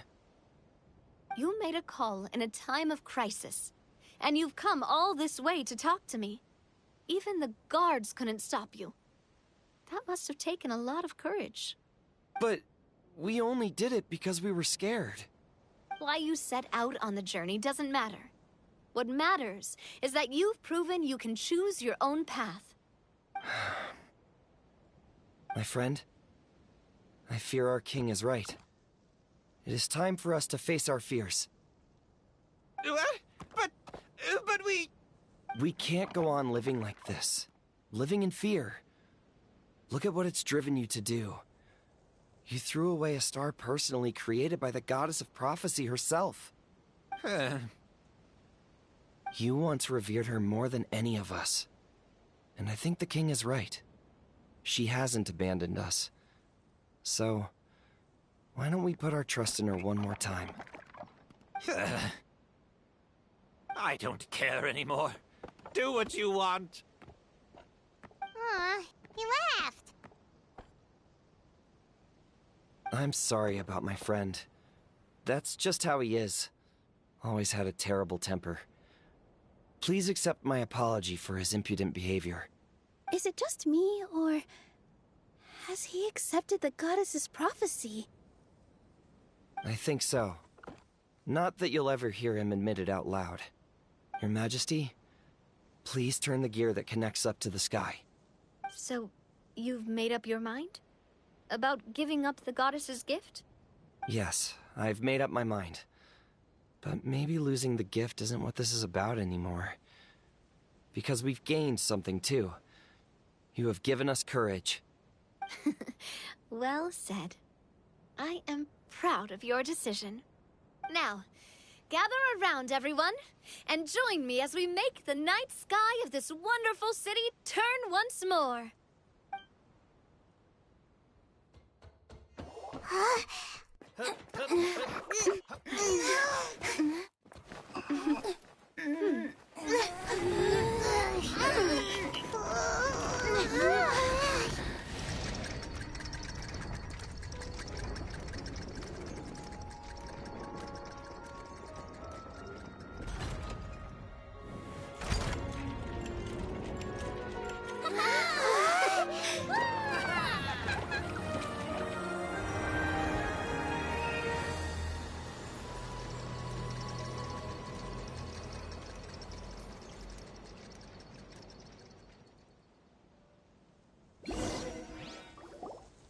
So the stars hanging in the sky, they're music notes!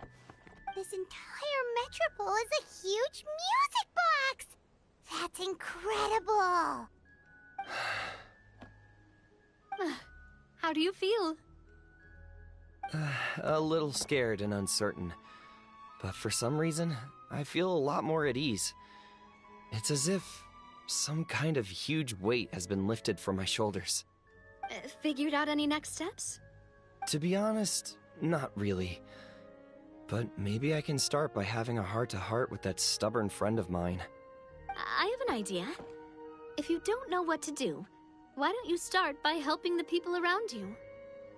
You mean the people who got stuck because of the goddess's magic? I mean anyone and everyone who needs your help. By helping others, you'll eventually find your own path. Trust me, I have experience in this. What kind of experience, Your Majesty? Yes. We'll need a formal organization with a catchy name before we go out and start helping people. Why don't we call it the Spina di Rosula?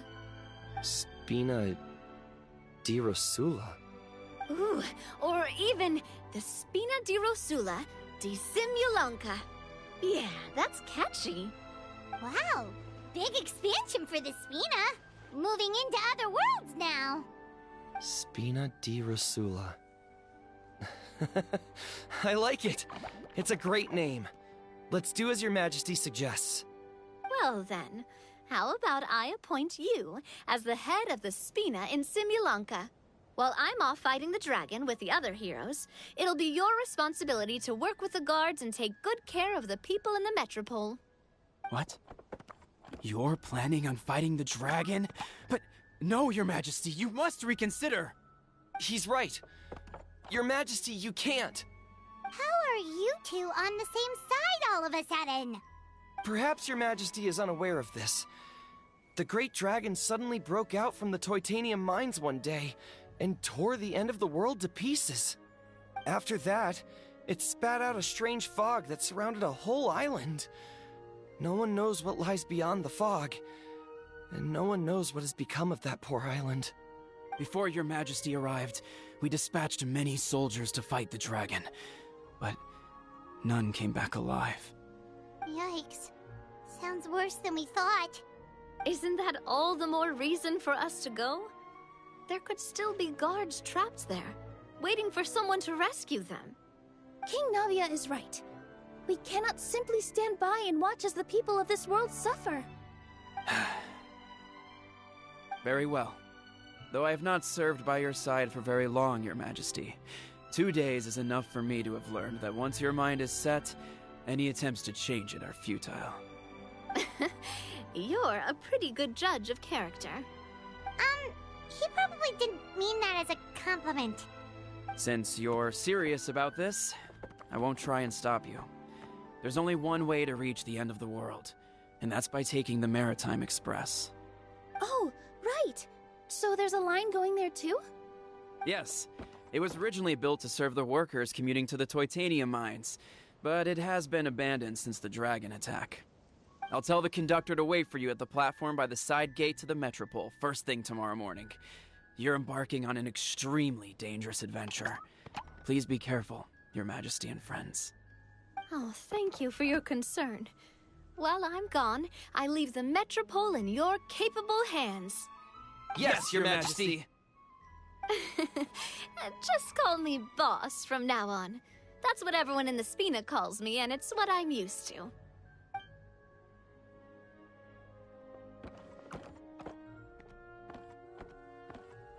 So, the plan for tomorrow is journey across the ocean, make it to the end of the world, and defeat a dragon.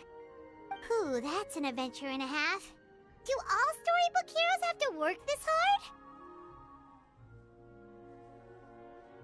At least we'll get to see some amazing scenery along the way, right? Besides, we'll have each other. It'll be a shared experience that we'll never forget. Plus, we're pretty well equipped for a classic heroes versus dragon story. We got Miss Nilu as our magic caster, and I guess I'm the melee warrior who leads the charge? Paimon can definitely see that. Anyway, those are tomorrow's problems. Right now, all Paimon wants is to eat a proper meal, because worst case scenario, if Paimon ends up getting eaten by a dragon, she wants to do it on a full stomach. And something about the end of the world doesn't sound like a great place for food options.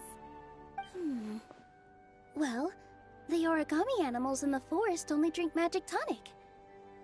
What do the toy people here in Constellation Metropole eat? Vegetable oil and sawdust, I think.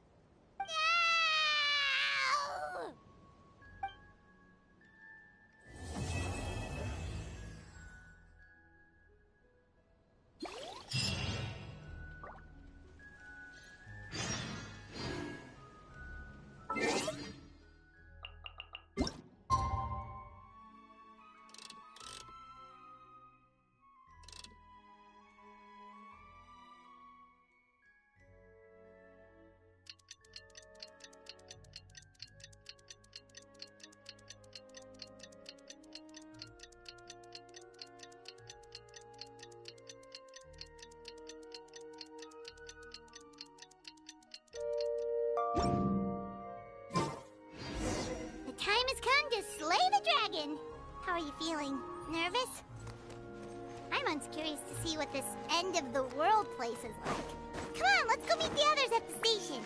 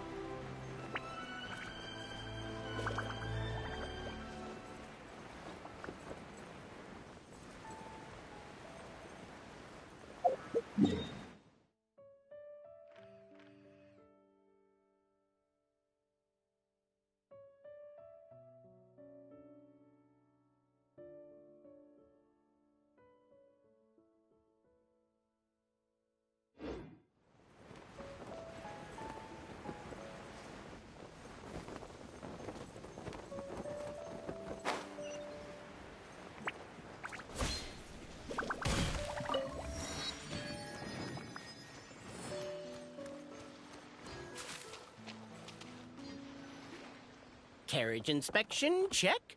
Wheel and axle inspection, check. Power inspection. Good morning, Mr. Wheel.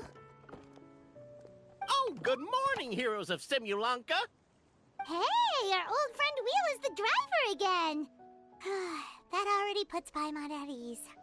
Are you certain you don't want us to accompany you, Your Majesty? I am.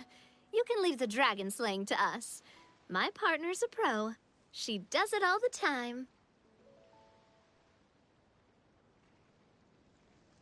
What remarkable friends Her Majesty has.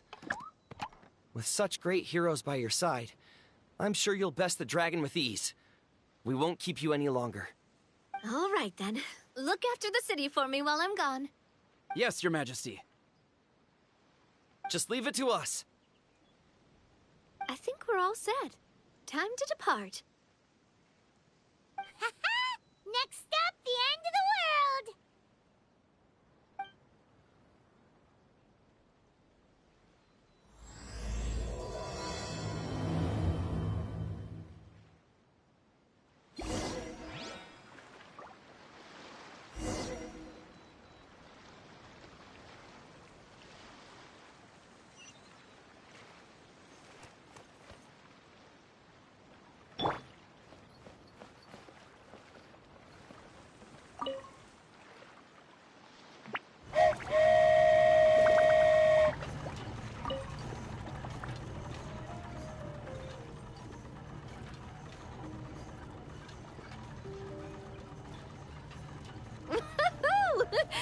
So this is what it feels like to ride a toy train. Ooh, you're really easy to please, Navia.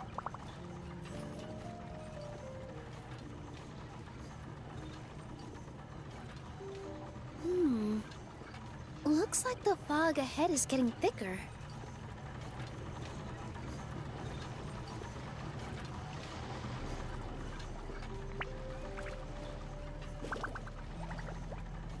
Attention, passengers. We've arrived at the transfer point. All change, please, all change. So we've got to switch trains, right? Huh? What's that? It looks like Haley Churros, they've taken over that platform! Huh? What do we do? Just find somewhere to hide, Mr. Wheel. We'll take care of them.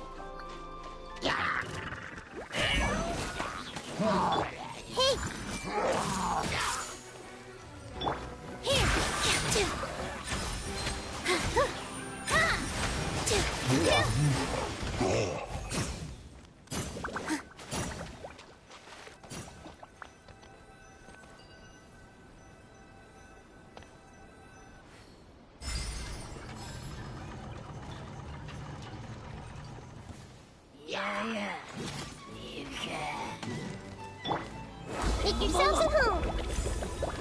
I see everything. Nervous with a spark. With all my strength.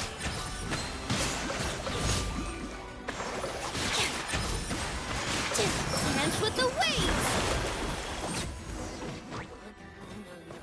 Whew. That's all of them. Thank you so much for your help, everyone. Now, let me take a look at the train.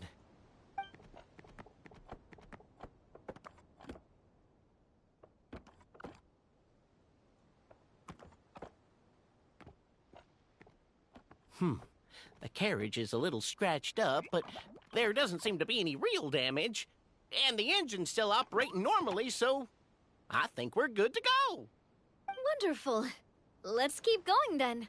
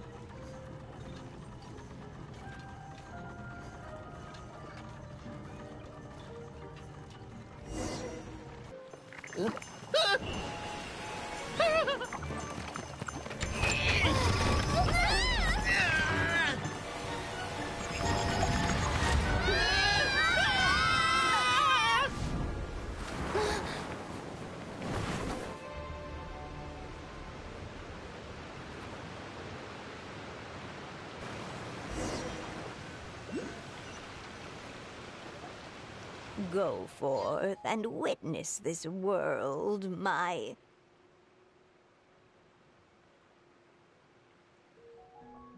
Make sure to be nice to everyone. I leave it to you.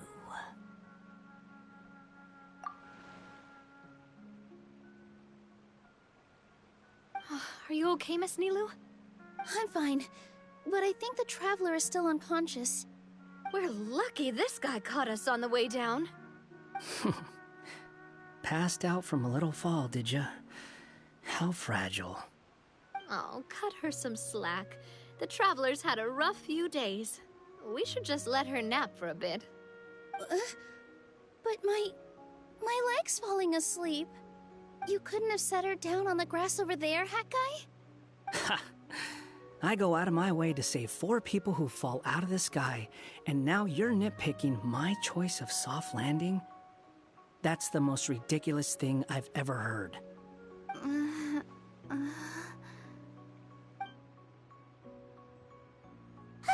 She's awake. Morning, sunshine. You were having a nice little dream there, weren't you? Not gonna lie, it was kind of adorable. You and your friends fell from the top of that waterfall, and you passed out along the way. Guess someone couldn't keep it together. Sorry to break it to you, but crashing into the ground doesn't take you to another world. That kind of thing only happens in those stupid light novels they sell in Inazuma. Also, he kind of, set you down in Nilu's lap, so that's where you've been napping all this time. Paimon! Oh, no. It's all right. I'm just glad you're okay. You didn't hit your head, did you? Is the dizziness gone? Really? What did they say?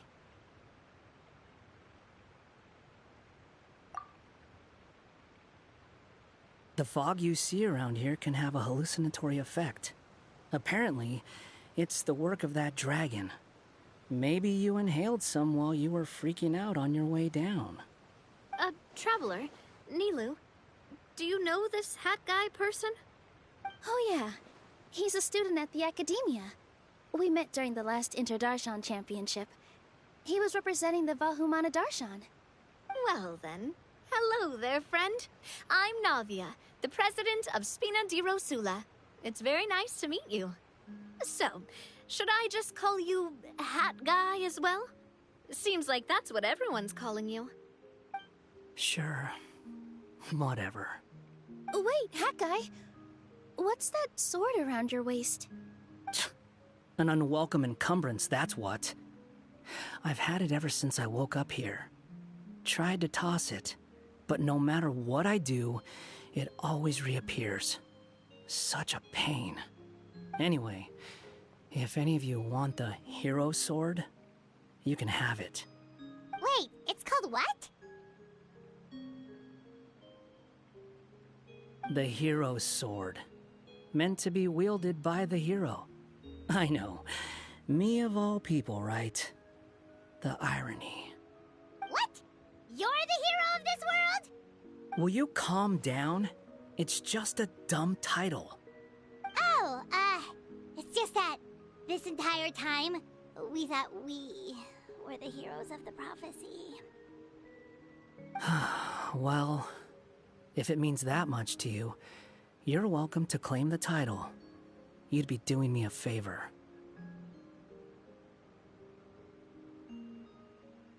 That's not the point!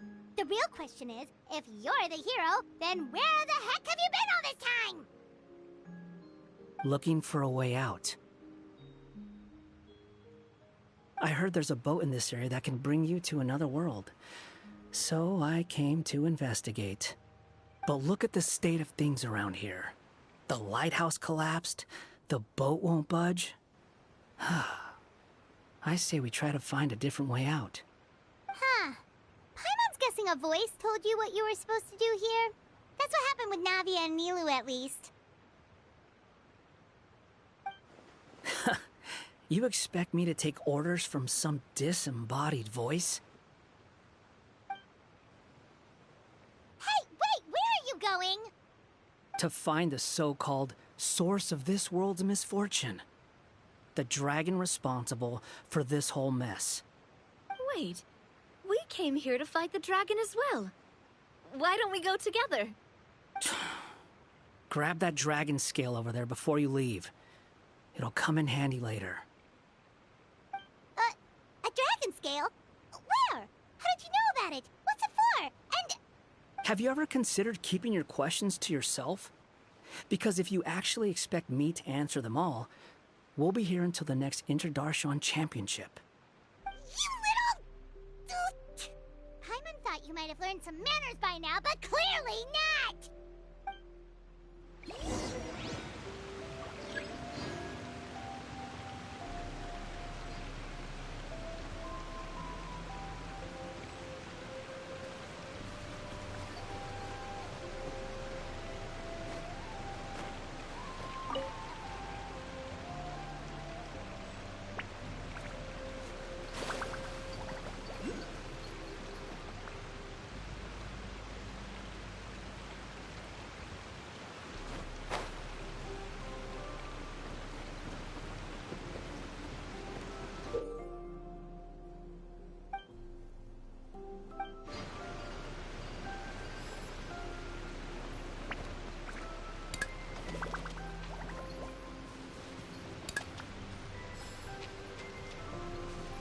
Coming through.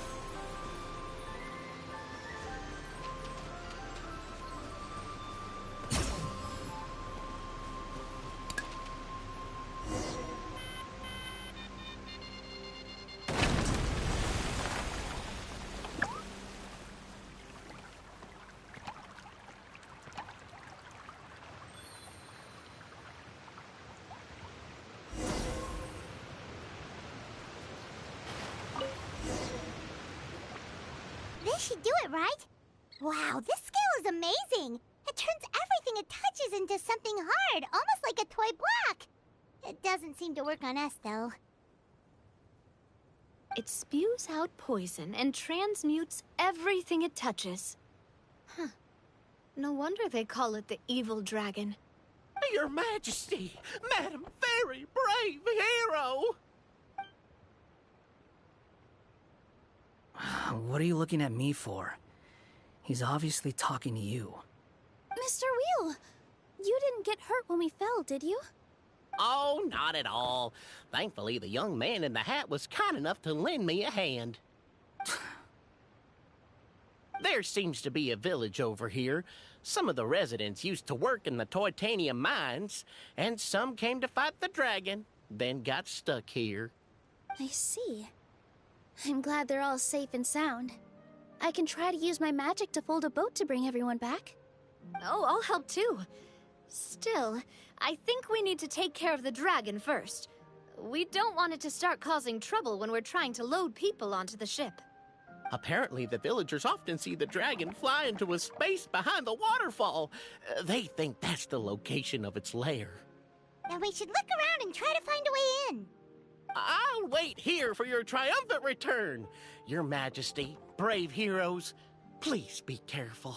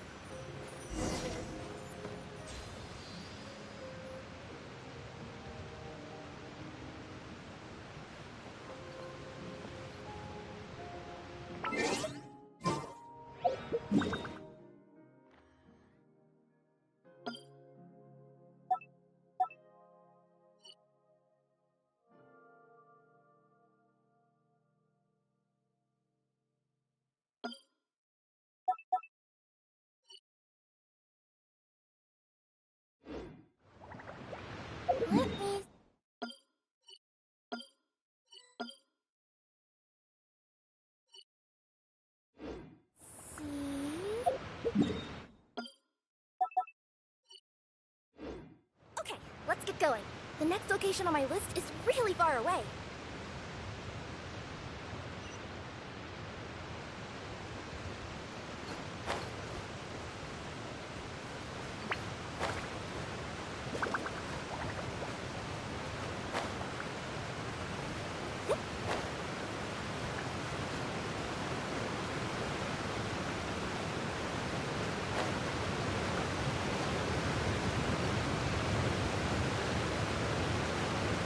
Well, we made it!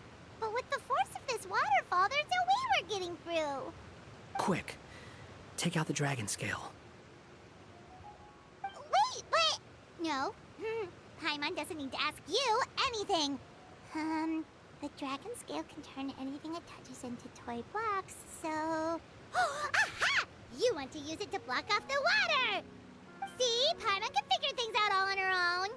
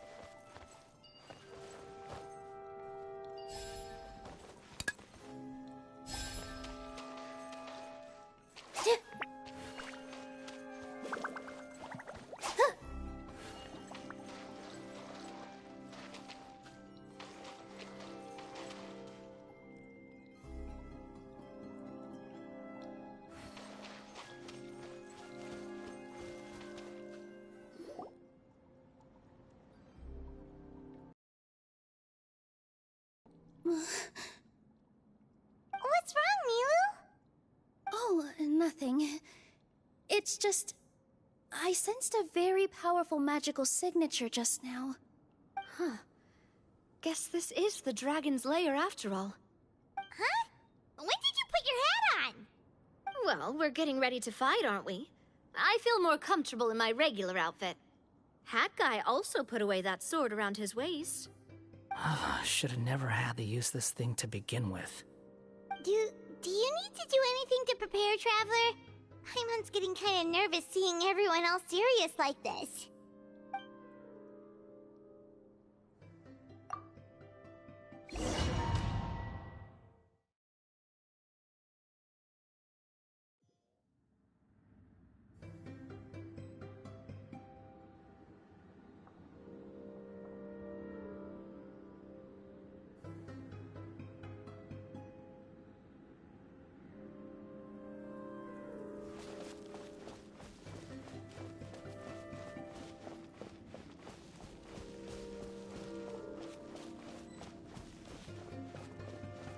Oh, looks like we're not the first ones to make it in here.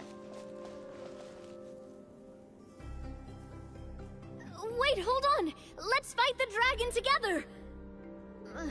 They're already gone! Let's try to catch up!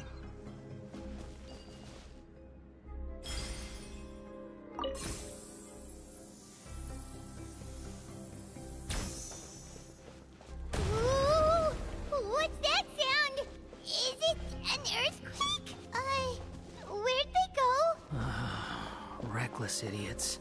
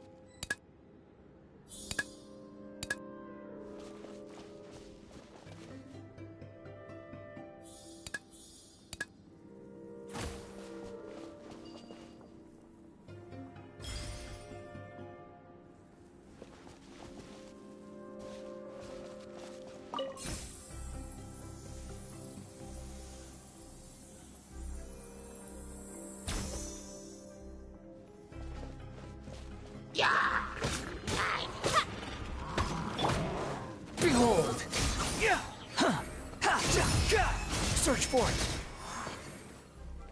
That's far enough.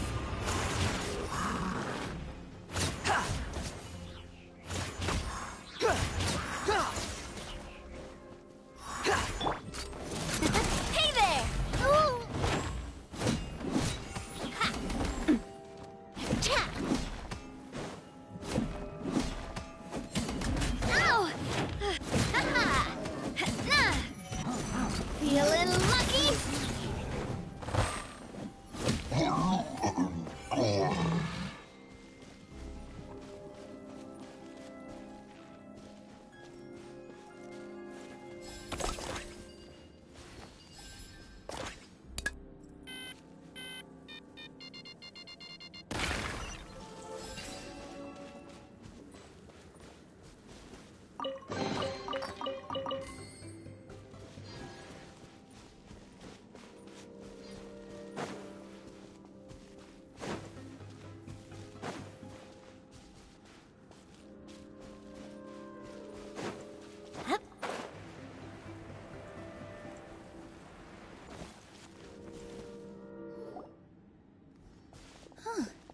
This space is completely empty.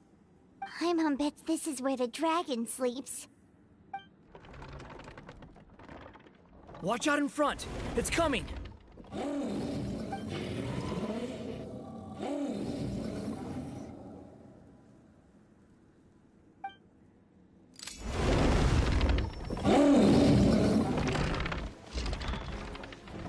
Whoa, that dragon is huge! It just attacked us without warning!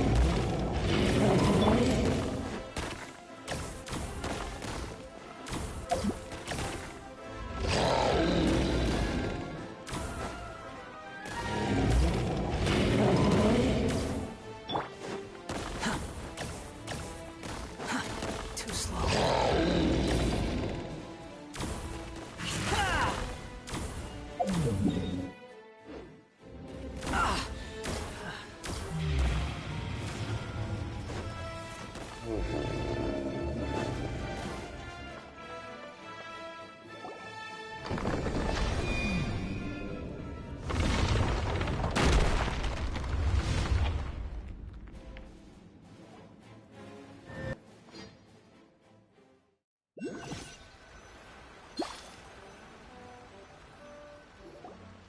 Look, he's here.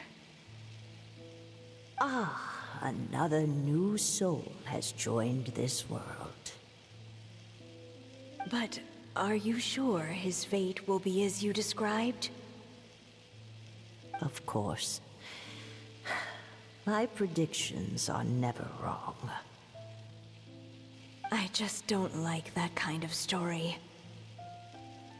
Then you need only do as you said, and let him find his own story within your fairy tale. You're right. Then listen closely, my child. Your name is...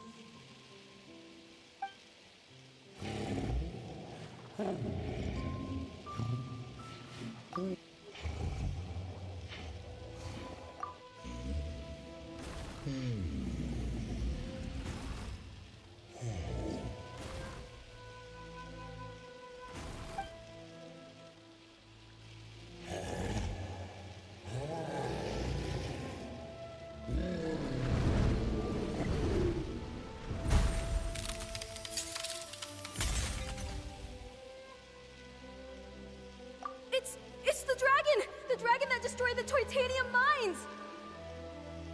Help! Help! Soldiers, pick up your weapons! Destroy that monster!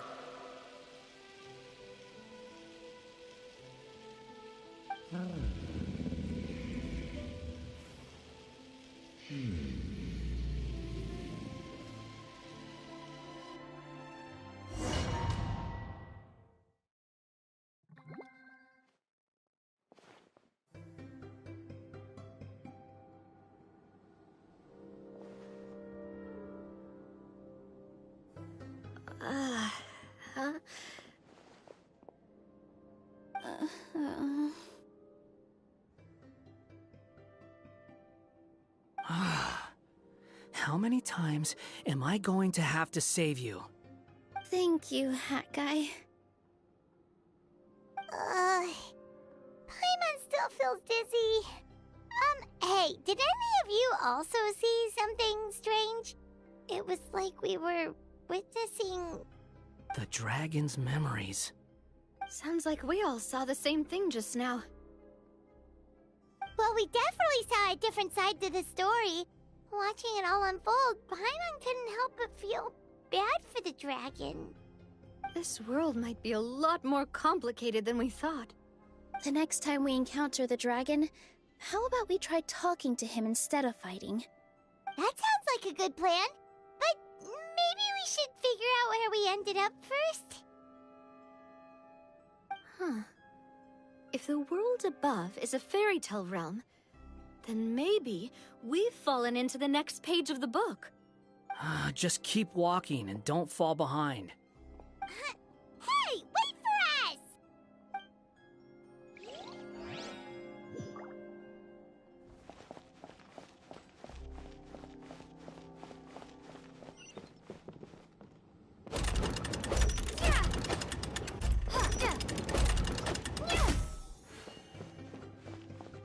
Wow, this place looks a lot different from the dragon lair.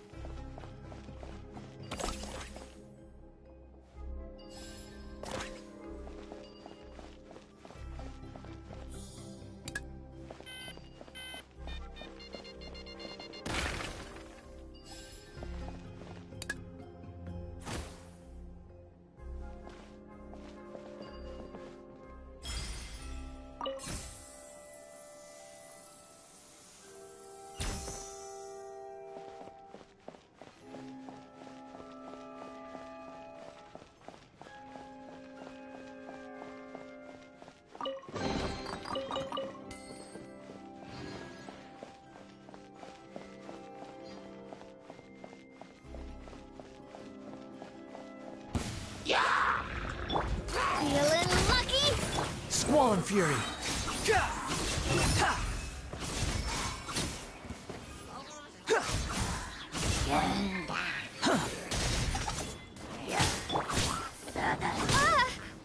Bombs away!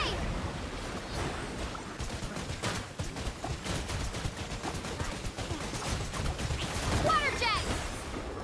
A proper send-off from the Spino with love.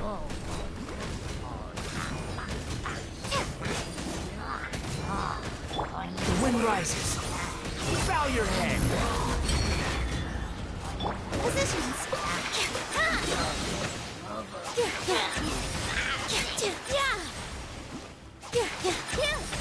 All eyes on me. Umbrella warfare, I guess.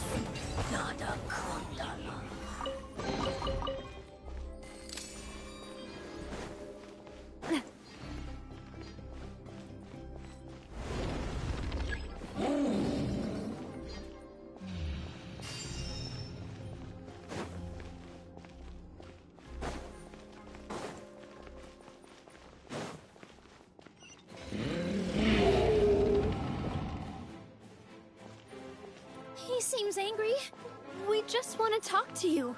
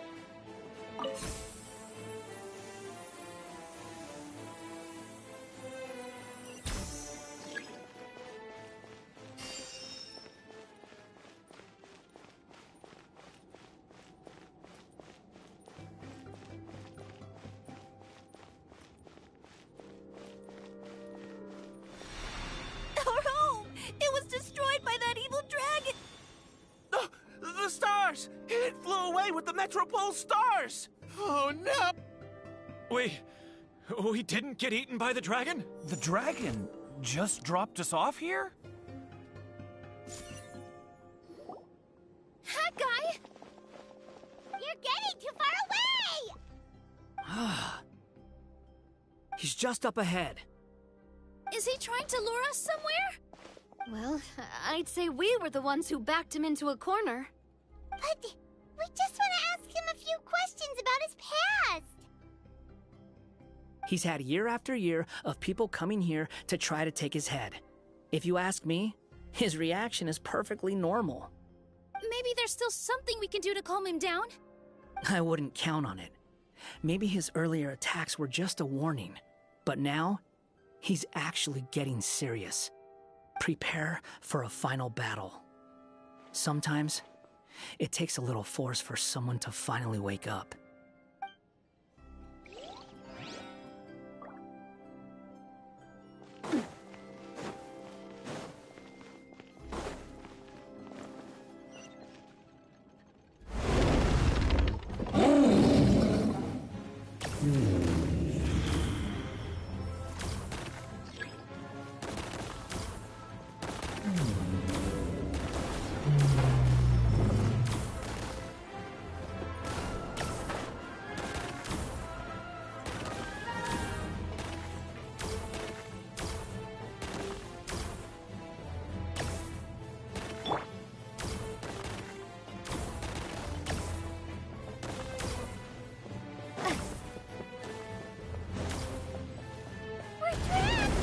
Stubborn beast.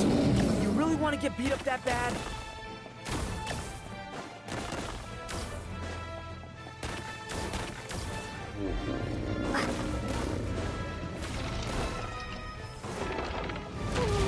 Its mouth is huge! Are we really gonna have to throw a bomb in its mouth?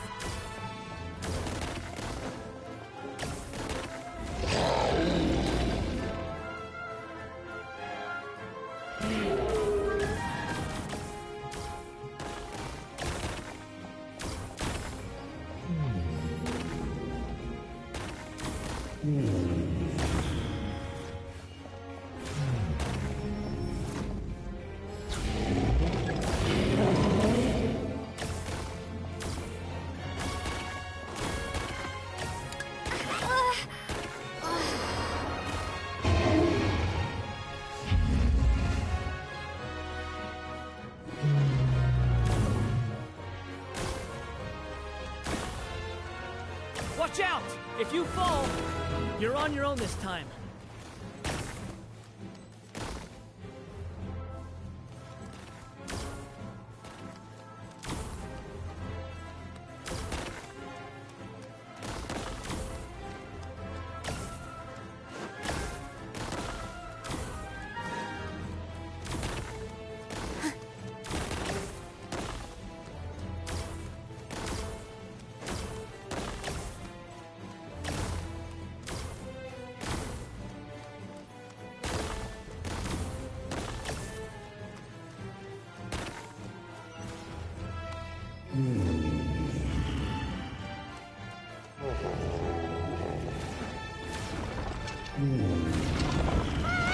I doesn't think it's gonna calm down!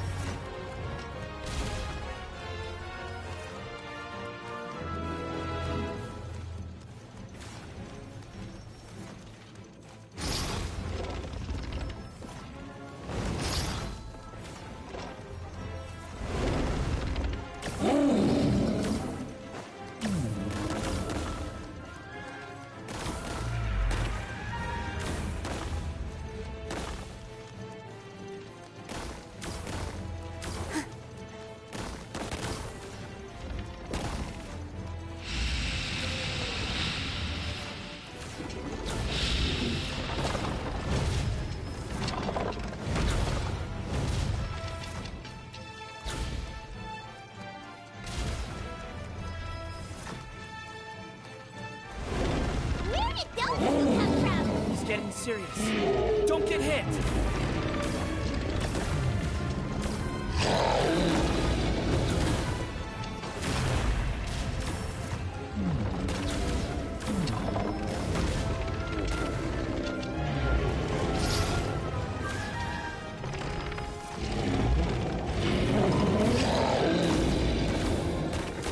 There's a bomb over there!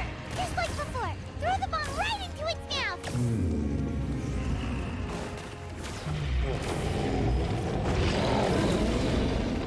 What are you waiting for? Now's our chance!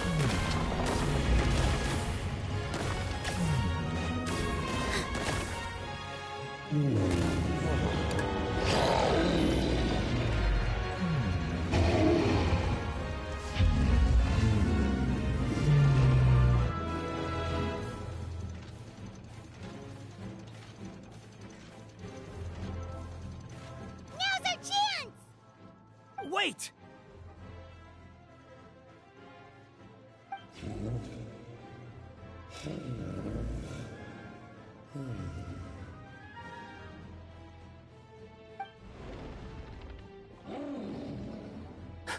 Huh?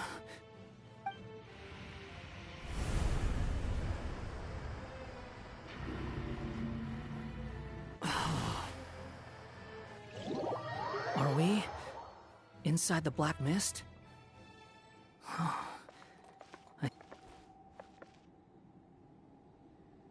Are you sure you want to create this child, Em?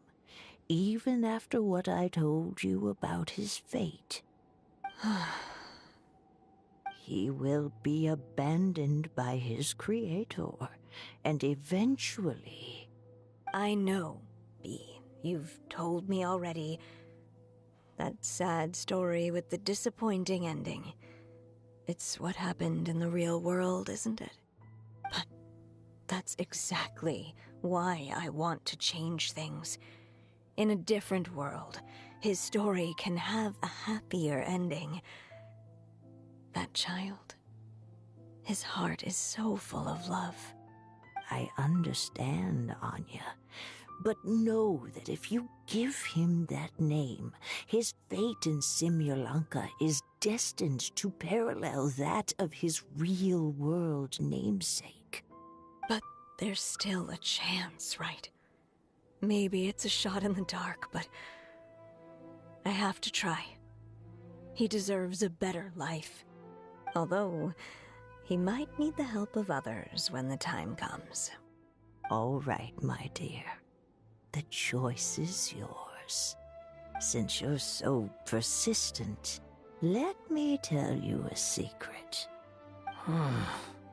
More boring fate talk.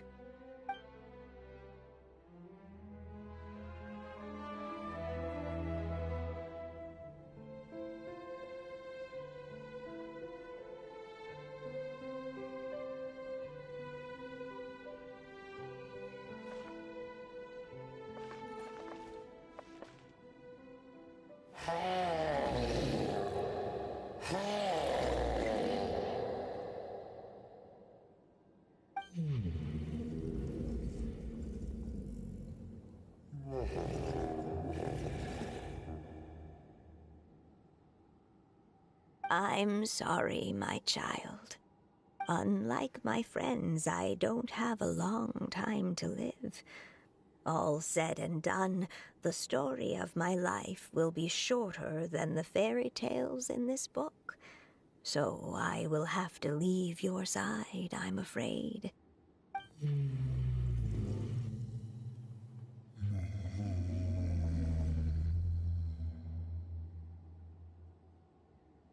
It's okay. It's okay. Once I'm gone, I will become a star in Simulanka and watch over you from above. If you ever feel lonely, just look up towards the sky.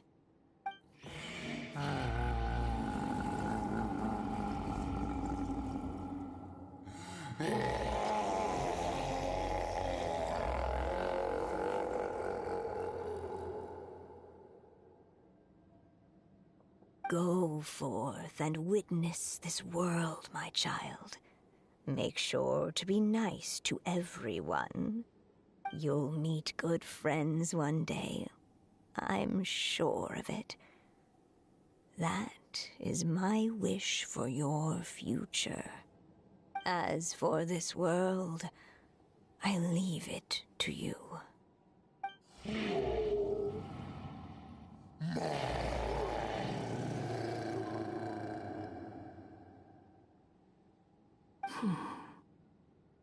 So in the end, you were betrayed too.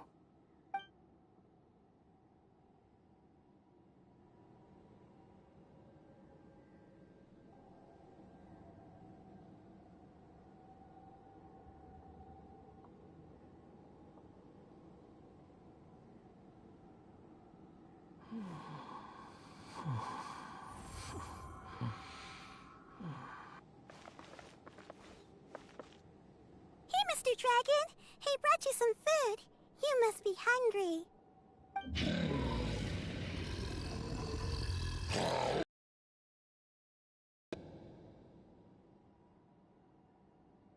Shh! Quiet! We can't let anyone hear us. Everyone says you're a bad dragon, but you're always nice to me when we play together. You always help me pick flowers way up high that I can't reach.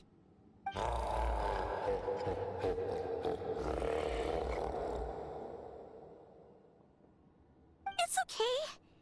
Just keep hiding here, and tomorrow I'll... Oh no! My child! Help! Somebody help me! Save my child! The dragon's trying to kidnap her! No, Mom! It's not like that! Listen to me!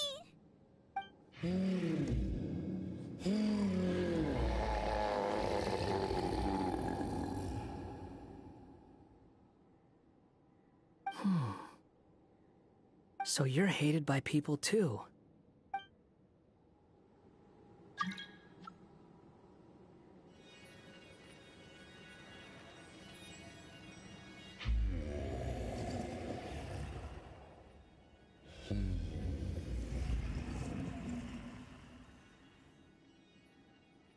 So that's it.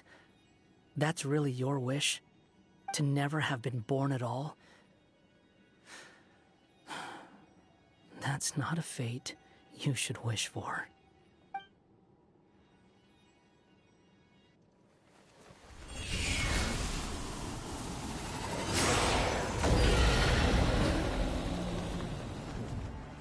Nobody can define who you are, or deny the true feelings of your heart. Now remember your name. Durin.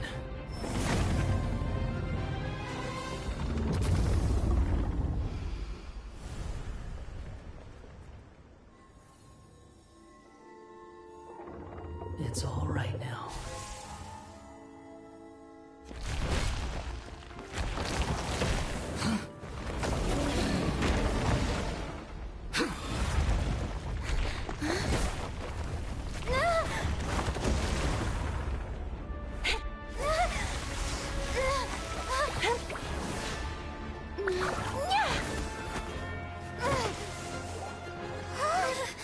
Watch out!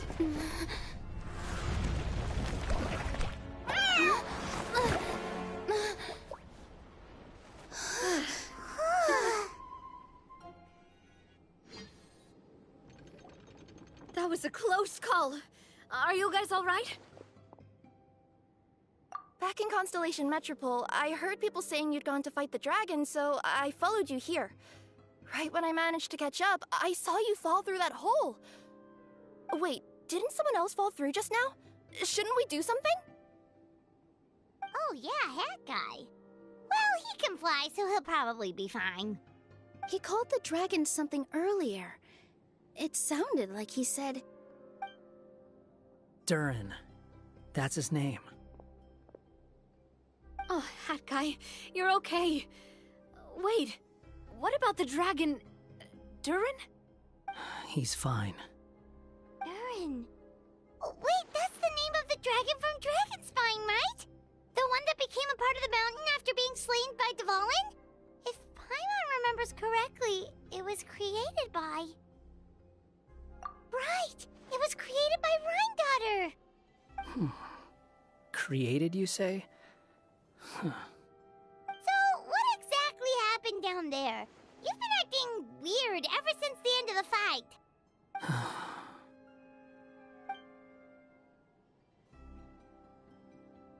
So that's the truth about Simulanka's evil dragon. What we saw in the mist weren't hallucinations, but the dragon's memories.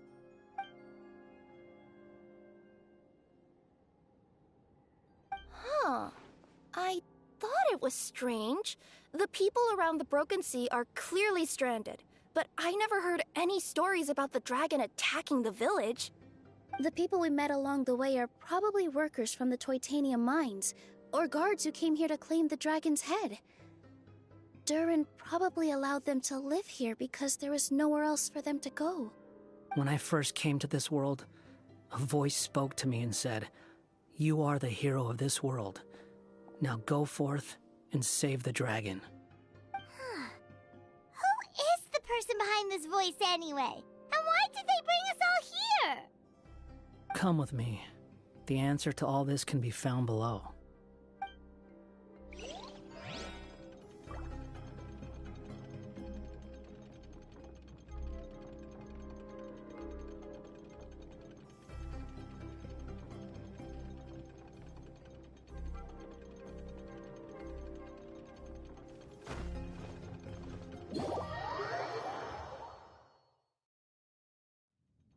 Is this a study?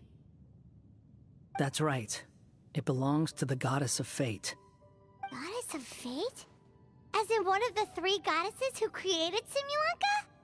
Or more precisely, M. One of the mages of the Hexenzirkel. Hexenzirkel? As in... Sorry, Paimon shouldn't just regurgitate everything you say. It's just... It's a lot to take in. She created the story of Durin. Well, the Simulanka version at least. These records should cover most of what you want to know, including the identities of the other two goddesses. Read them for yourselves.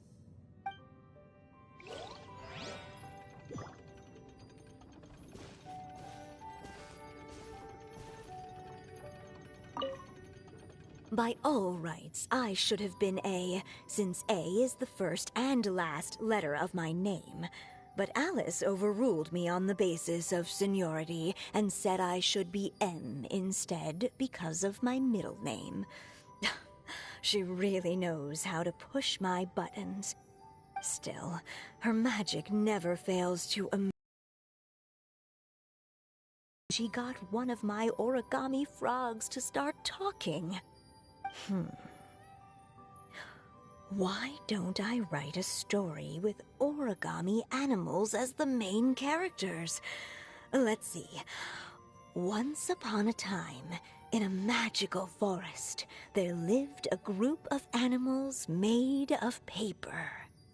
Barbie loves looking into the future, so she used her powers to map out the fates of all living things in Simulanka. But knowing the ending in advance takes all the fun out of the story. I think I'll make a bet with her. I believe that one day, the people of Simulanka will decide to carve their own destiny. Apparently, she wants to build a statue of herself in the capital city. Always looking to add some pizzazz.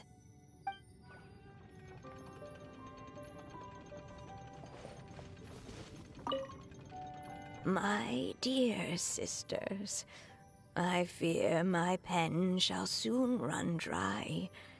Even now, as I write this letter to you, my dexterity is all but failing me. Thank you for enjoying my stories and for creating this world for me. The time we spent together was the most wonderful youth I could have asked for. I always feel so young when we're together. A says that even after I'm gone, the goddess of fate in Simulanka will continue to exist and carry on granting people's wishes. It makes me glad. If you ever want to chat, feel free to pay a visit to the goddess statue. Just don't wish for anything weird.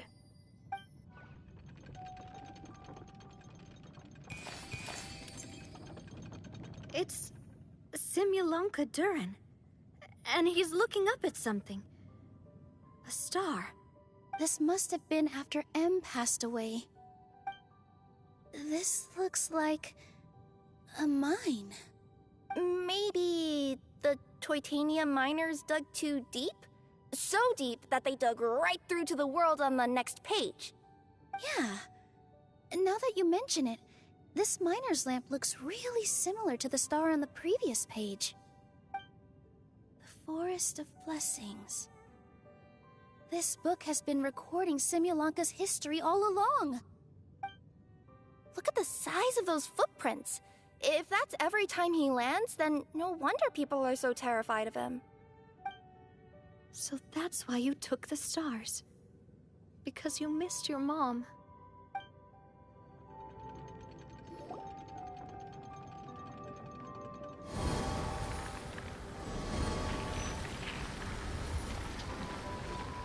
Huh. That statue looks different from the one in the Metropole. It's a different goddess. This one is the goddess of fate.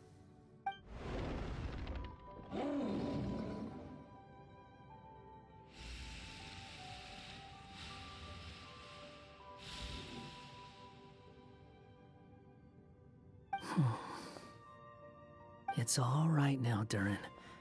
Nobody here wants to hurt you. Don't say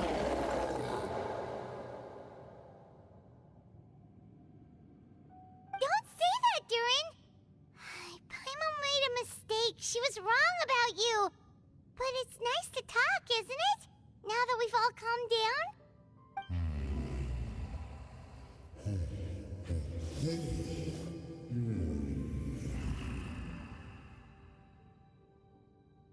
So that's why you made that wish?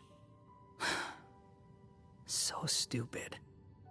Hey!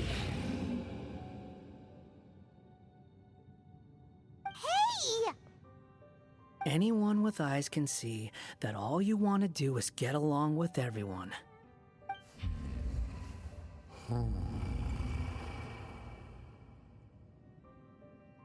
You just want to make friends, people to play with, to talk to, people who accept you, or at least accept your apology.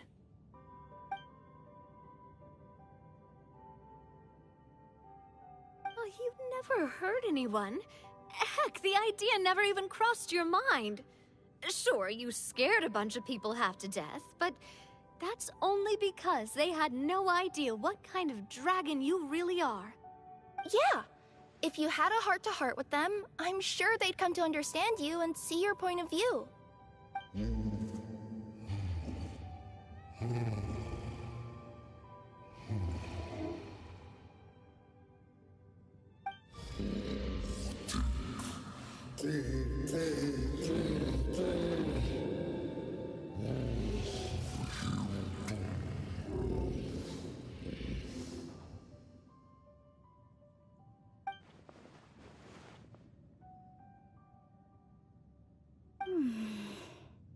The curse.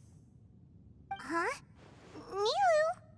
Is it your true wish to live side by side with the people of Simulanka?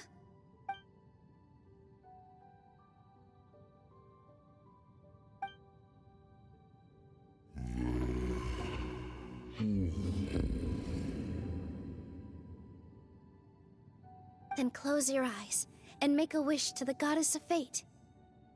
We will help make your wish come true.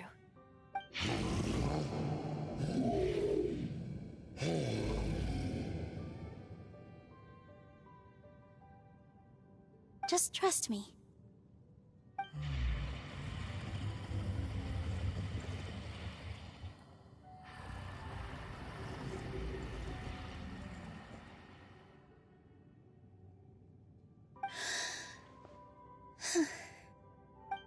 I, Nilu, the Forest Fairy, give to you my blessing and welcome you as a dweller of the forest.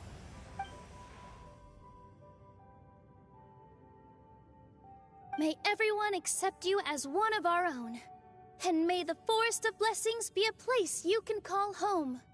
I, Navia, King of Constellation Metropole, give you my blessing. I grant you citizenship to my kingdom. Oh, me too! As the, Nekomata in Boots of this world, I give you my blessing too.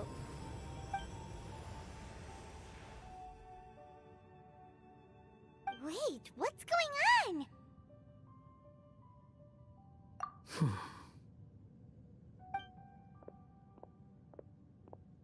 I, the hero of this world, give you my blessing. I recognize you as a resident of Simulanka. May you find acceptance in this world. Also, speaking as someone who'd like to be your friend, I wish you all the best for the future.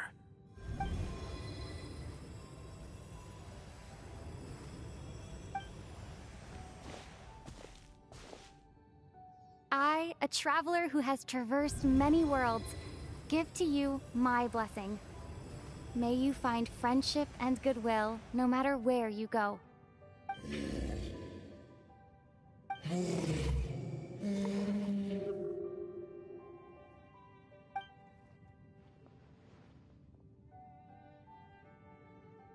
As for this world, I leave it to you.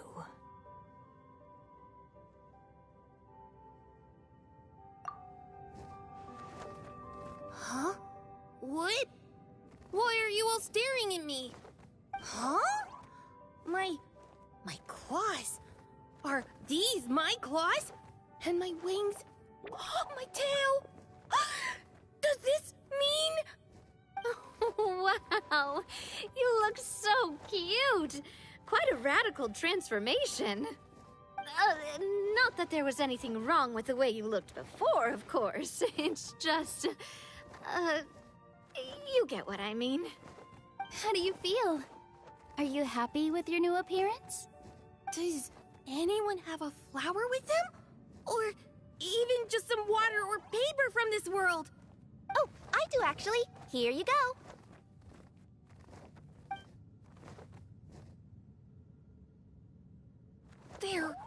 They're not changing. I can touch things without changing them.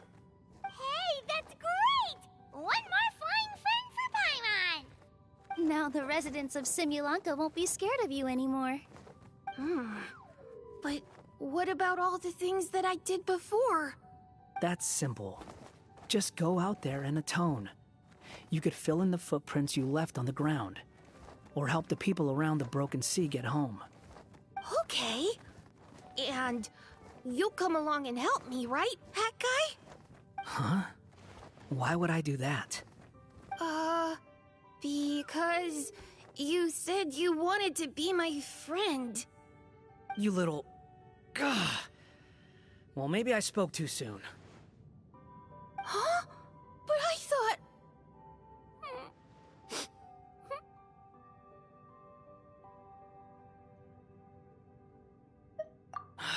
All right, fine. I'll go with you. Really? Yes, really. Lying to you would be no fun anyway. Oh, thank you! You're the first friend to call me by my name! Let's go back up. I'm about to suffocate down here.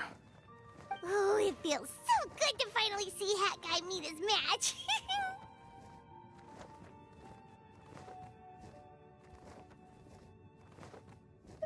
Yeah, okay. Paimon just never thought we'd see the day, that's all. All right, let's also head back up then. Don't be scared, Durin. We'll be right by your side. Thank you for your blessings, everyone! Oh, this is the happiest day I've had in a really long time!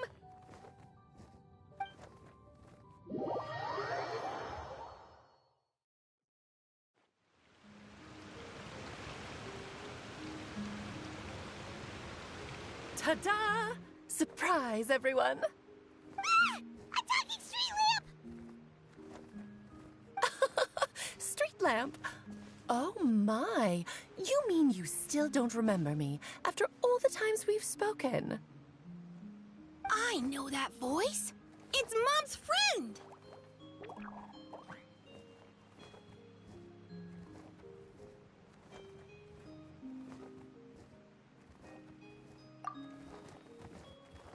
Hello there, traveler and friends. And Durin, it's good to see you. You've changed quite a lot. In fact, you look so different that perhaps I should call you Mini Durin. Mini Durin. I like the sound of that. It's nice being smaller. You must be one of the 3 goddesses of this world. Are you the goddess of creation? Yep, that's right. But although it's the most impressive sounding of the 3, to be honest, we all made an equal contribution toward the founding of this world. If you've ever read any of M's stories, you'll know just how enchanting the worlds are that she writes about. So enchanting that I just had to step inside and explore it for real. So I got B involved, and with M's consent, created the world of Simulanka. Whoa, whoa, whoa! You're getting a little ahead of yourself. First things first, would you mind explaining what you're doing here? In fact, no! What are we even doing here? Don't worry, all will be revealed. After everything you accomplished on your journey, you're free to ask me anything you want. Let's start with your first question then. I'm here because I sensed a great magic power emanating from the book just now, and I couldn't resist the urge to peek inside and check it out. That must have been when we all gave Mini Durin our blessings, right? Yes, exactly. In the world of fairy tales, words and emotions often carry far more power than any spell. It's all thanks to your magic that Mini Durin was able to take this form. Come say hi to me, little one. Oh, look at you. You're as cute as a button. So, what about us? Was it always part of the plan that we'd come here? Plan isn't the word I'd use. If you ask me, I'd say fate works in mysterious ways. When Durin of Simulanka made his wish to the goddess of fate, it just so happened that in a world far away, all of you wonderful people were holding a copy of M's fairy tale at that exact moment. And because of your noble and kind souls, you were selected by the goddess of fate to come and save this world. Now that you mention it, that's what I was doing when I was transported here. I was reading a fairy tale to some children in the Fleuve Cendra. I think I just, happened upon an old book and decided to use it as my pillow during a nap in a box. Wow, what a crazy coincidence. Wait, that's not right. How come everyone else got assigned the role except us? 'Cause we were also... Yeah, that was it. We just received a strange book and we had no idea who sent it. Then, the moment we opened it up to start reading it, we found ourselves here. You're the one who sent it to us, aren't you? Oh, is that what happened? Yes, that does sound like me, doesn't it?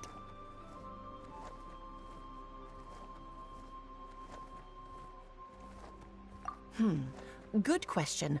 Why indeed? Maybe I thought this was such a good story it simply had to be read by someone. As the traveler and witness of many worlds, how could I let such a beautiful place pass you by?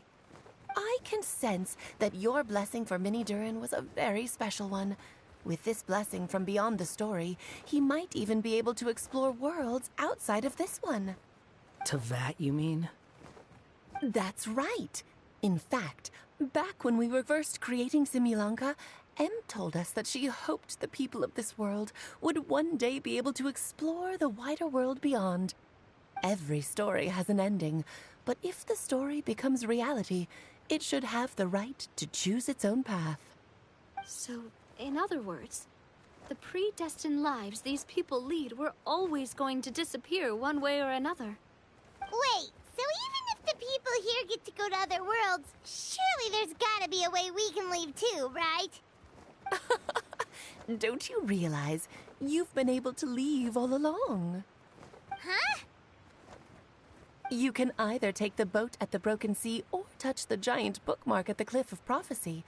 All you need to do if you want to leave is focus on the place you want to go. How were we supposed to know that if you never told us? Huh, didn't I? Well, given how smart and capable you are, surely it can't have posed a huge problem for you. As for your other friends who were summoned here, if I had to guess, I'd say the Goddess of Fate probably didn't tell them about it because she wanted them to get engrossed in the story. She's M's reflection, after all. It wouldn't surprise me if she shares M's love for cliffhangers. Anyway, I think that answers your questions, yes? What do you all plan to do next? I'm gonna go say sorry to the people of this world. After that, I want to start protecting Simulanka, just like Mom told me to. Now we know how easy it is to get back home. Paimon's suddenly not in such a hurry to leave. Same here. It's not every day that you get to come to such a magical world. I, for one, plan to explore it a little longer. I'm glad to hear it. Maybe I should invite some other friends to join you too. By the way, Minnie Durin, I'm delighted to see you've made some new friends. I'm sure Em would be very proud of you. Now, before I depart, please let me give you a blessing as well. May your future be as rich and colorful as the stories Em used to tell. She's gone. Guess this is where the hero's journey comes to an end, huh? Ah, but it's also where a new journey begins. The adventures of Minnie Durin and friends. Huh? An adventure for me? You bet. For starters, I'd love to introduce you to my other friends in the forest. Even though there have been some misunderstandings in the past, I'm sure they'll welcome the new you with open arms. Huh? Stop looking at me. I already said I'll come with you. Whoa! Look over there! Wow. The stars are beautiful. Huh. I'll bet that's a gift to Minnie Durin from the 3 goddesses of this world. Oh. Thank you, Mom.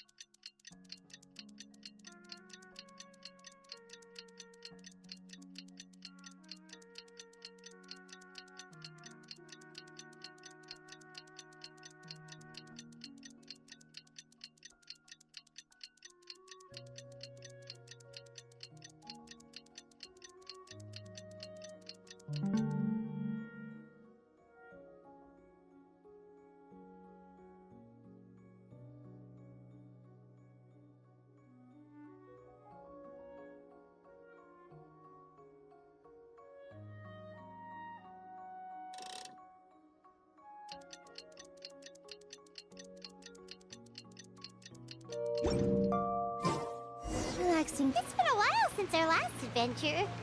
Oh, Paimon wonders how Minnie Durin is getting along in Simulanka. Let's go to the Forest of Blessings and take a look.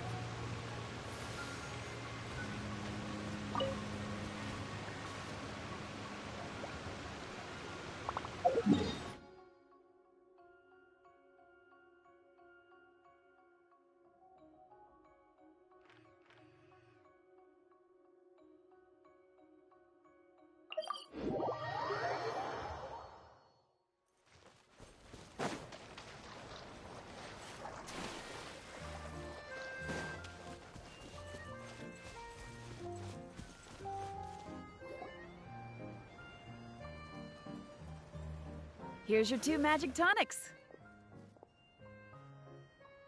Why, thank you, young lady. And might I add that you're looking quite lovely today. Jean, come on, take a seat and let's have a drink. I ordered one for you as well. But is this really appropriate? I mean... Still worried about Klee? Relax. Albedo's with her. She'll be fine. Kaya and Master Jean! What are you two doing here? Oh, look who it is. The Traveler and Paimon. You must be the pleasant surprise that Miss Alice told us about. Greetings to you both. This is one place I didn't expect to run into you two. The locals here have been talking non-stop about some brave heroes who saved the world. Let me guess. You two have been up to your old tricks. Well, not just us. We only played a small part. You could say we were 2 members of the Heroes Adventure Team. Still sounds mighty impressive to me. As ever, our honorary knight is making us proud wherever they roam.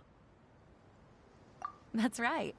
We received a letter of invitation from Miss Alice, proposing that we take Klee for a vacation in Fairyland when work dies down.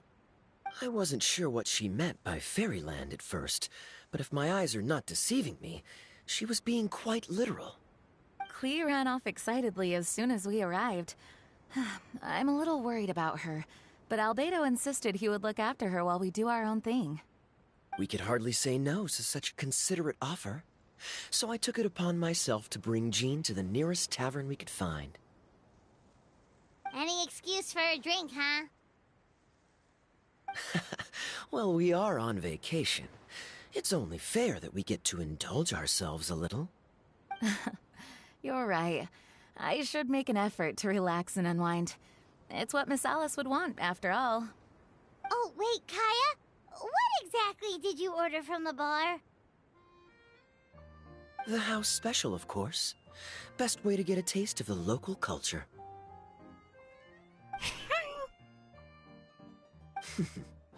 Why are you making that face, Paimon? Nothing. I was just perpetually amused by your lifestyle, that's all. Go on, drink up. Something tells me I need to tread carefully here. Let's see, it's got a lovely color, but how about the taste?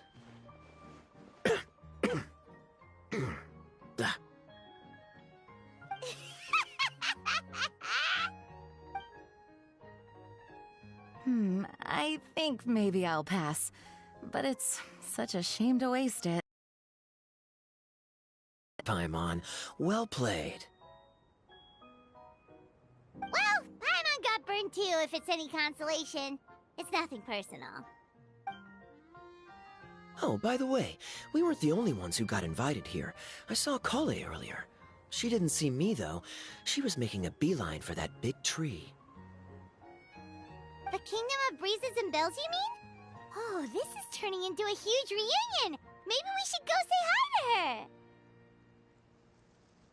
All right. Well, give her my regards.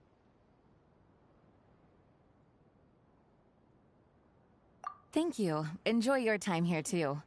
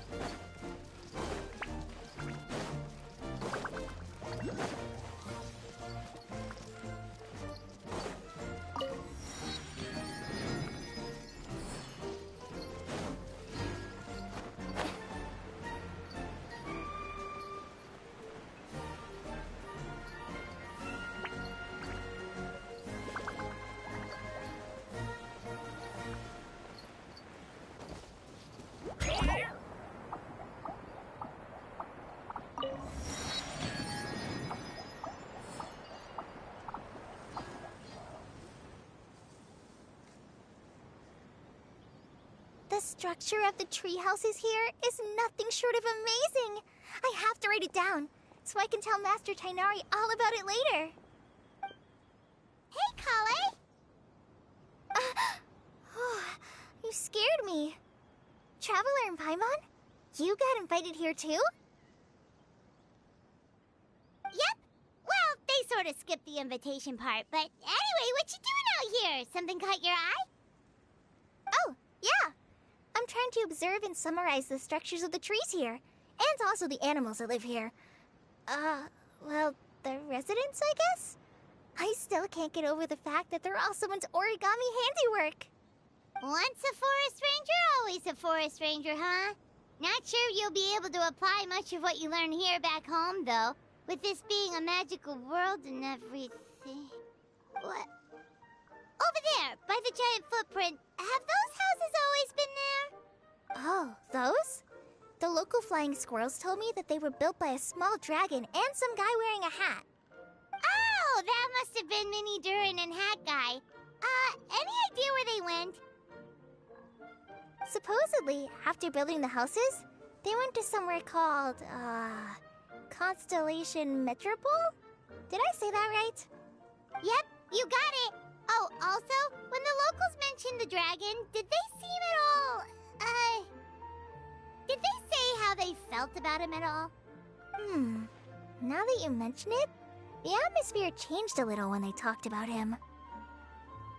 Oh no. They mentioned some stuff along the lines of past misunderstandings and welcoming new members. I only just got here, so I know very little about what has happened in the past. They seemed genuinely grateful for the houses, though, and said they were going to plan a welcome party. Oh, thank goodness. Phew. Sounds like the forest has begun to accept him. It's a step in the right direction. Are you looking for that small dragon? Yeah, he's a new friend we made after we arrived here. No way! Really? I'm getting more and more interested in your story. No. I've got to save it for next time. For now, I've got to make the most out of my time in this wonderful world. Oh, there's no rush. Just take it slow and enjoy yourself. Like Kaya. Oh, he sends his regards, by the way. Oh, Mr. Kaya is here too? Then I've got to go say hi to him. Well, right now he's at the tavern and he probably won't be leaving until he's drunk. Not that he'll ever reach that point because his alcohol tolerance is so high. Basically, it's Kaya. You know where to find him. You make a good point, Paimon. Then I'll focus on exploring for now, and go catch up with him later. Shall we go pay a visit to the Metropole Traveler? Maybe Mini Durin and Hat Guy are still there. Oh, right. By the way, something pretty interesting has been happening in Sumeru recently. Master Tighnari has been working really hard on it, so if you have time, definitely go and check it out. Sounds good. We'll find some time in our schedule. Of course. See you later.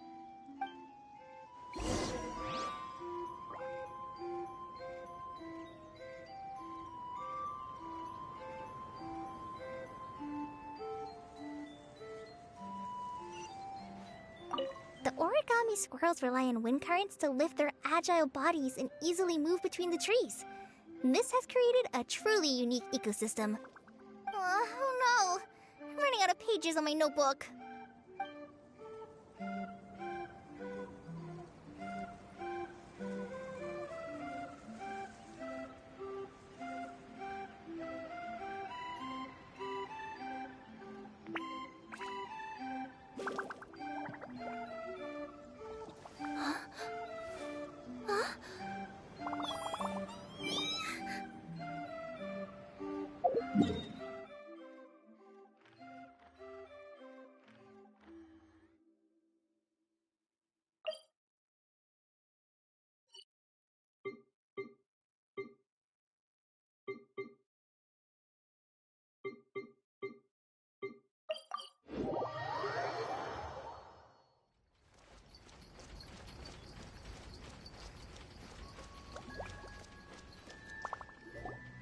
What? Are my eyes deceiving me? There is no way. I can't believe it. heard you muttering from a long way away. What's up? Oh, is your scry glass acting up again? Oh, it's you, the saviors of this world. My scry glass is fine, but I'm not sure I can say the same about my eyes. Look! Look at this statue!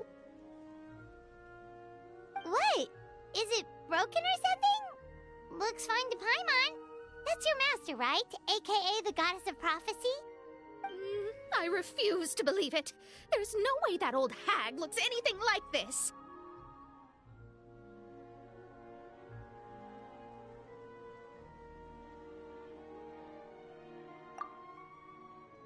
When she was younger. Oh, actually, now that you mention it, this does remind me of the fashionista phase she wrote about in her diary. She can't hear me, can she? I swear I just got chills down my spine. Either way, it's probably a little rude to talk about her right under her statue. But how do you know it's a statue of her if you never saw her as a young woman? I did a quick scry when I came into this world, and when I saw the stars' reflections, I was at a loss for words. It looks like fate in Simulanka is based directly on Tevat. A projection of real-world fate to form an image of reality. Or in layman's terms, basically, the creator made this world inside a mirror or a lake, and this world is the reflection. Still sounds pretty impressive. The more I scried, the more familiar everything looked. It's her work, there's no doubt about it. Even so, everything's far more complex than I'd imagined. Trying to decipher it all is giving me quite a headache. I also asked the locals about her. They call her she who has dominion over the stars and the course of fate itself. Not even a pretense of humility. Clearly, she let the role of creator goddess get to her head. Not that I'm surprised in the least, of course. It certainly matches the tone of her diary. Anyway, we should change the topic. Oh, so Mona, have you seen a small dragon around by any chance? He's about the same size as Paimon, but with tiny little wings. Ah, you mean the one that caused all that trouble. I haven't seen him for myself, but I heard that he came to the Metropole not long ago to formally apologize for his actions. Apparently, he brought a huge stash of Toitanium and plant oil to make amends. Most people accepted his apology, although there are some who said that they'll reserve judgment until they've seen how he acts in the future. Oh, okay. Find him? One moment.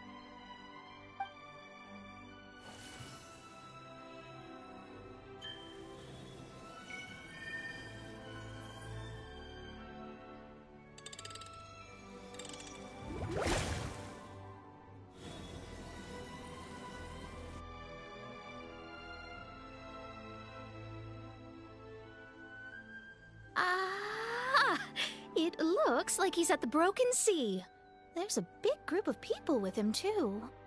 Cool! Wanna come with us? We can introduce you? I think I'll sit this one out. This might be the closest I ever get to meeting the old hag in her youth, so I think I'll spend some time seeing what else I can glean from her grand design. You guys have fun. Anytime.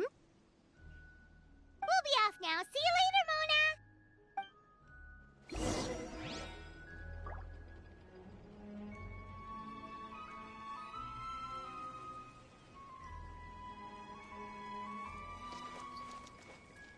Creating a whole world starscape is no easy task.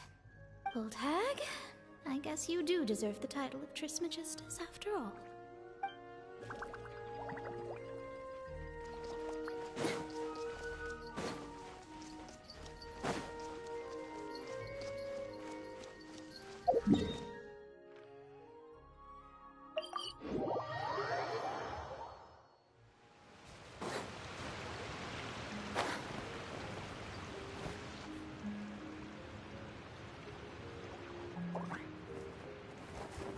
Osvaldo Hafnavines! Dost thou see what I am seeing? Tell me that my all-perceiving Aug de Verurtelung deceiveth me not! Your eyes see true, mein Fräulein. Very well. Then, as sovereign ruler of the Immanakreich, I extend to you both my greetings, O Night Dragon from the land of the Thousand Stars and his hat-wearing servant. Who did you just call a servant? What mein Fräulein means to say is, hello, it's a pleasure to meet you. Pleasure to meet you too. But Hat Guy's not my servant. He's my friend. Now you're over-explaining. Hat Guy, Minnie Durin! Found you at last. Whoa, and Fischl's with you too? Oh, greetings, Outlander blessed by the Immanakreich. How honored you are to meet your prinzessin beneath the stars of another sky. Clearly a decision made by fate itself. Miss Honorary Knight, Paimon!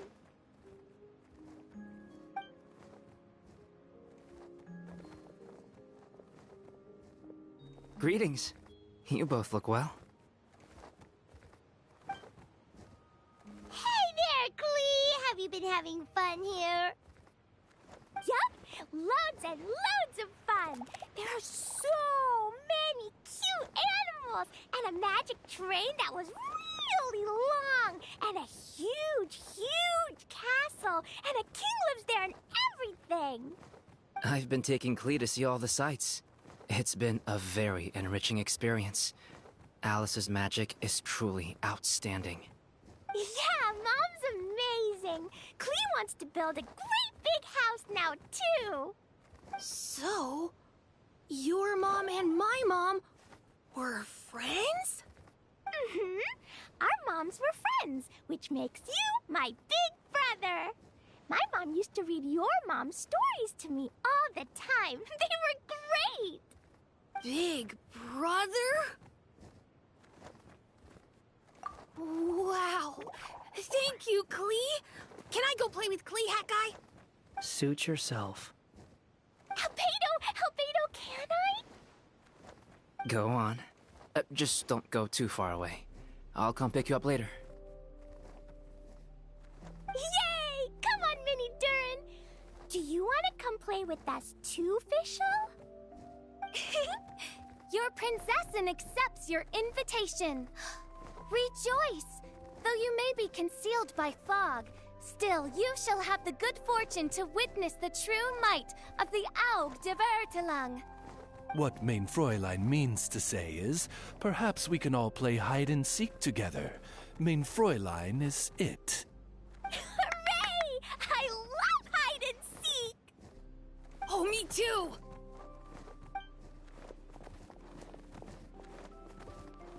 To return to our previous discussion, Mr. Hat Guy, you were telling me about a prophecy? I heard B talking to M. What she said was... Since you're so persistent, let me tell you a secret. Our child will one day rise from the dead. Is she saying that Dragonspine Durin will come back to life? I only heard it in a memory, so don't hold me to it. Understood. My recent observations at Dragonspine lend credence to this prophecy as well. Durin's heart has slowly but surely been growing in vitality. The process is extremely slow, but the trend is clear. What should we do? To start with, plan for every potential scenario, including, of course, the worst-case scenario. I am well aware of Durin's past, and I sincerely hope that things never escalate to that point. Still, we need to be prepared for every possibility. If the prophecy is true, and Durin's heart will one day beat again, I'd like to hope that whatever rises from the dead is no evil dragon, if you understand what I mean. Kind of? But not really. And so, when the time comes, Mr. Hat Guy, will you and Simulanka's Durin be willing to lend us a hand in our hour of need? Huh? What's this got to do with me? You saved the Durin of this world. I don't see that as a mere coincidence. If there is any meaning to be read into the actions of the three goddesses, beyond fairy tale whimsy alone, I can only boldly speculate that the fate of this reflected world may have a reciprocal effect upon our own world. If Durin of Dragonspine will soon come back to life, we will need many Durin's help, as well as yours, given that your fates are now intertwined. Well, that's a nuisance. To be sure, it certainly won't be easy.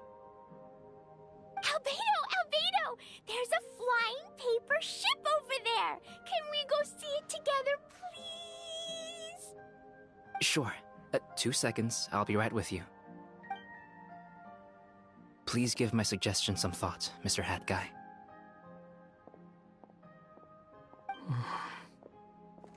Hat Guy, I'm back! Huh? What were you guys talking about? Nothing. Huh. Okay then. Let's go join the others. Everyone's going to check out the new origami ship. All right, I'll be right there.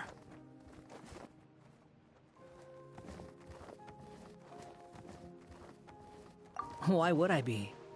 Do I strike you as someone who cares about other people's issues?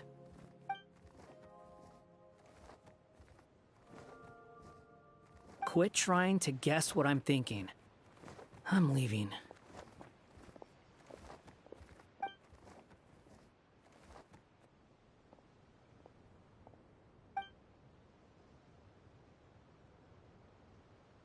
Aww, what a lovely little boat!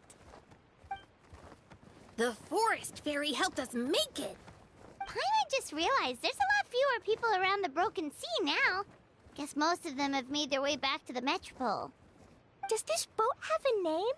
I can't see one anywhere. Huh? A name? Every boat has a name. At least, all the ones I've seen before. They're usually symbolic names that represent something aspirational.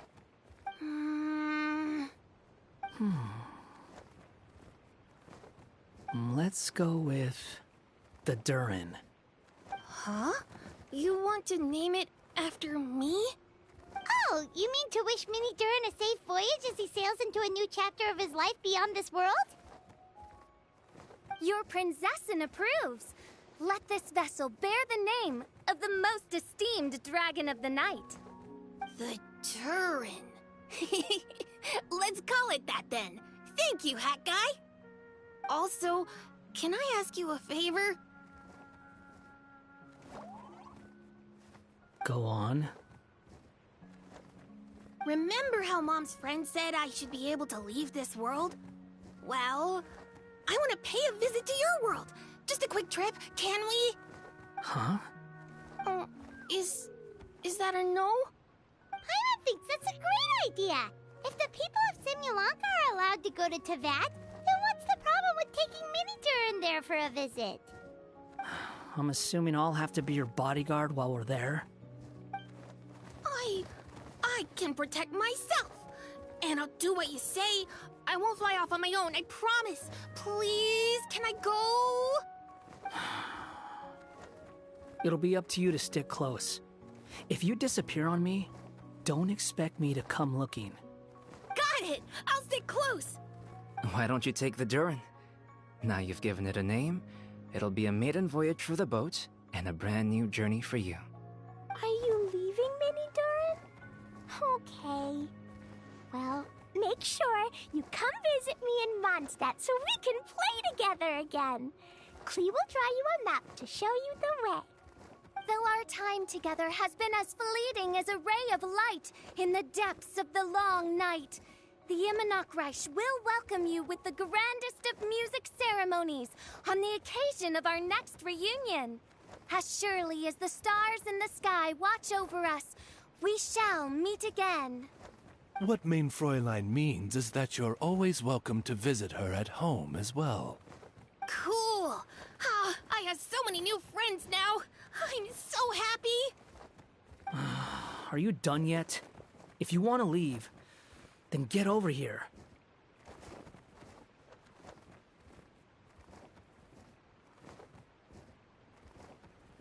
Thank you, everyone. Thank you so much. The blessings you gave me are more precious than any treasure and more beautiful than any fairy tale.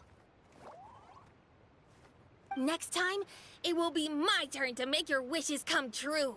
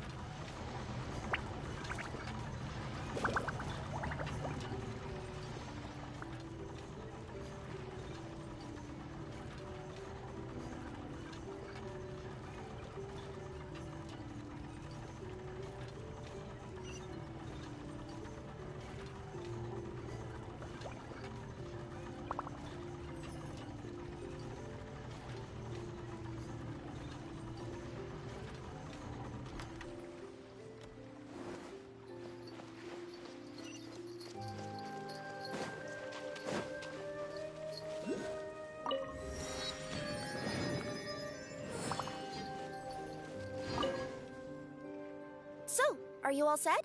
Ready to start investigating?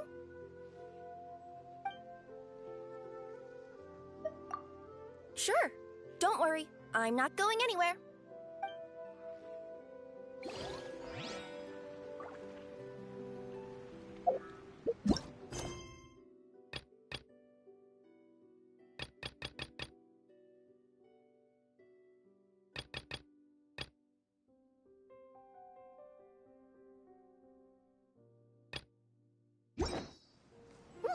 I wonder what's inside this package.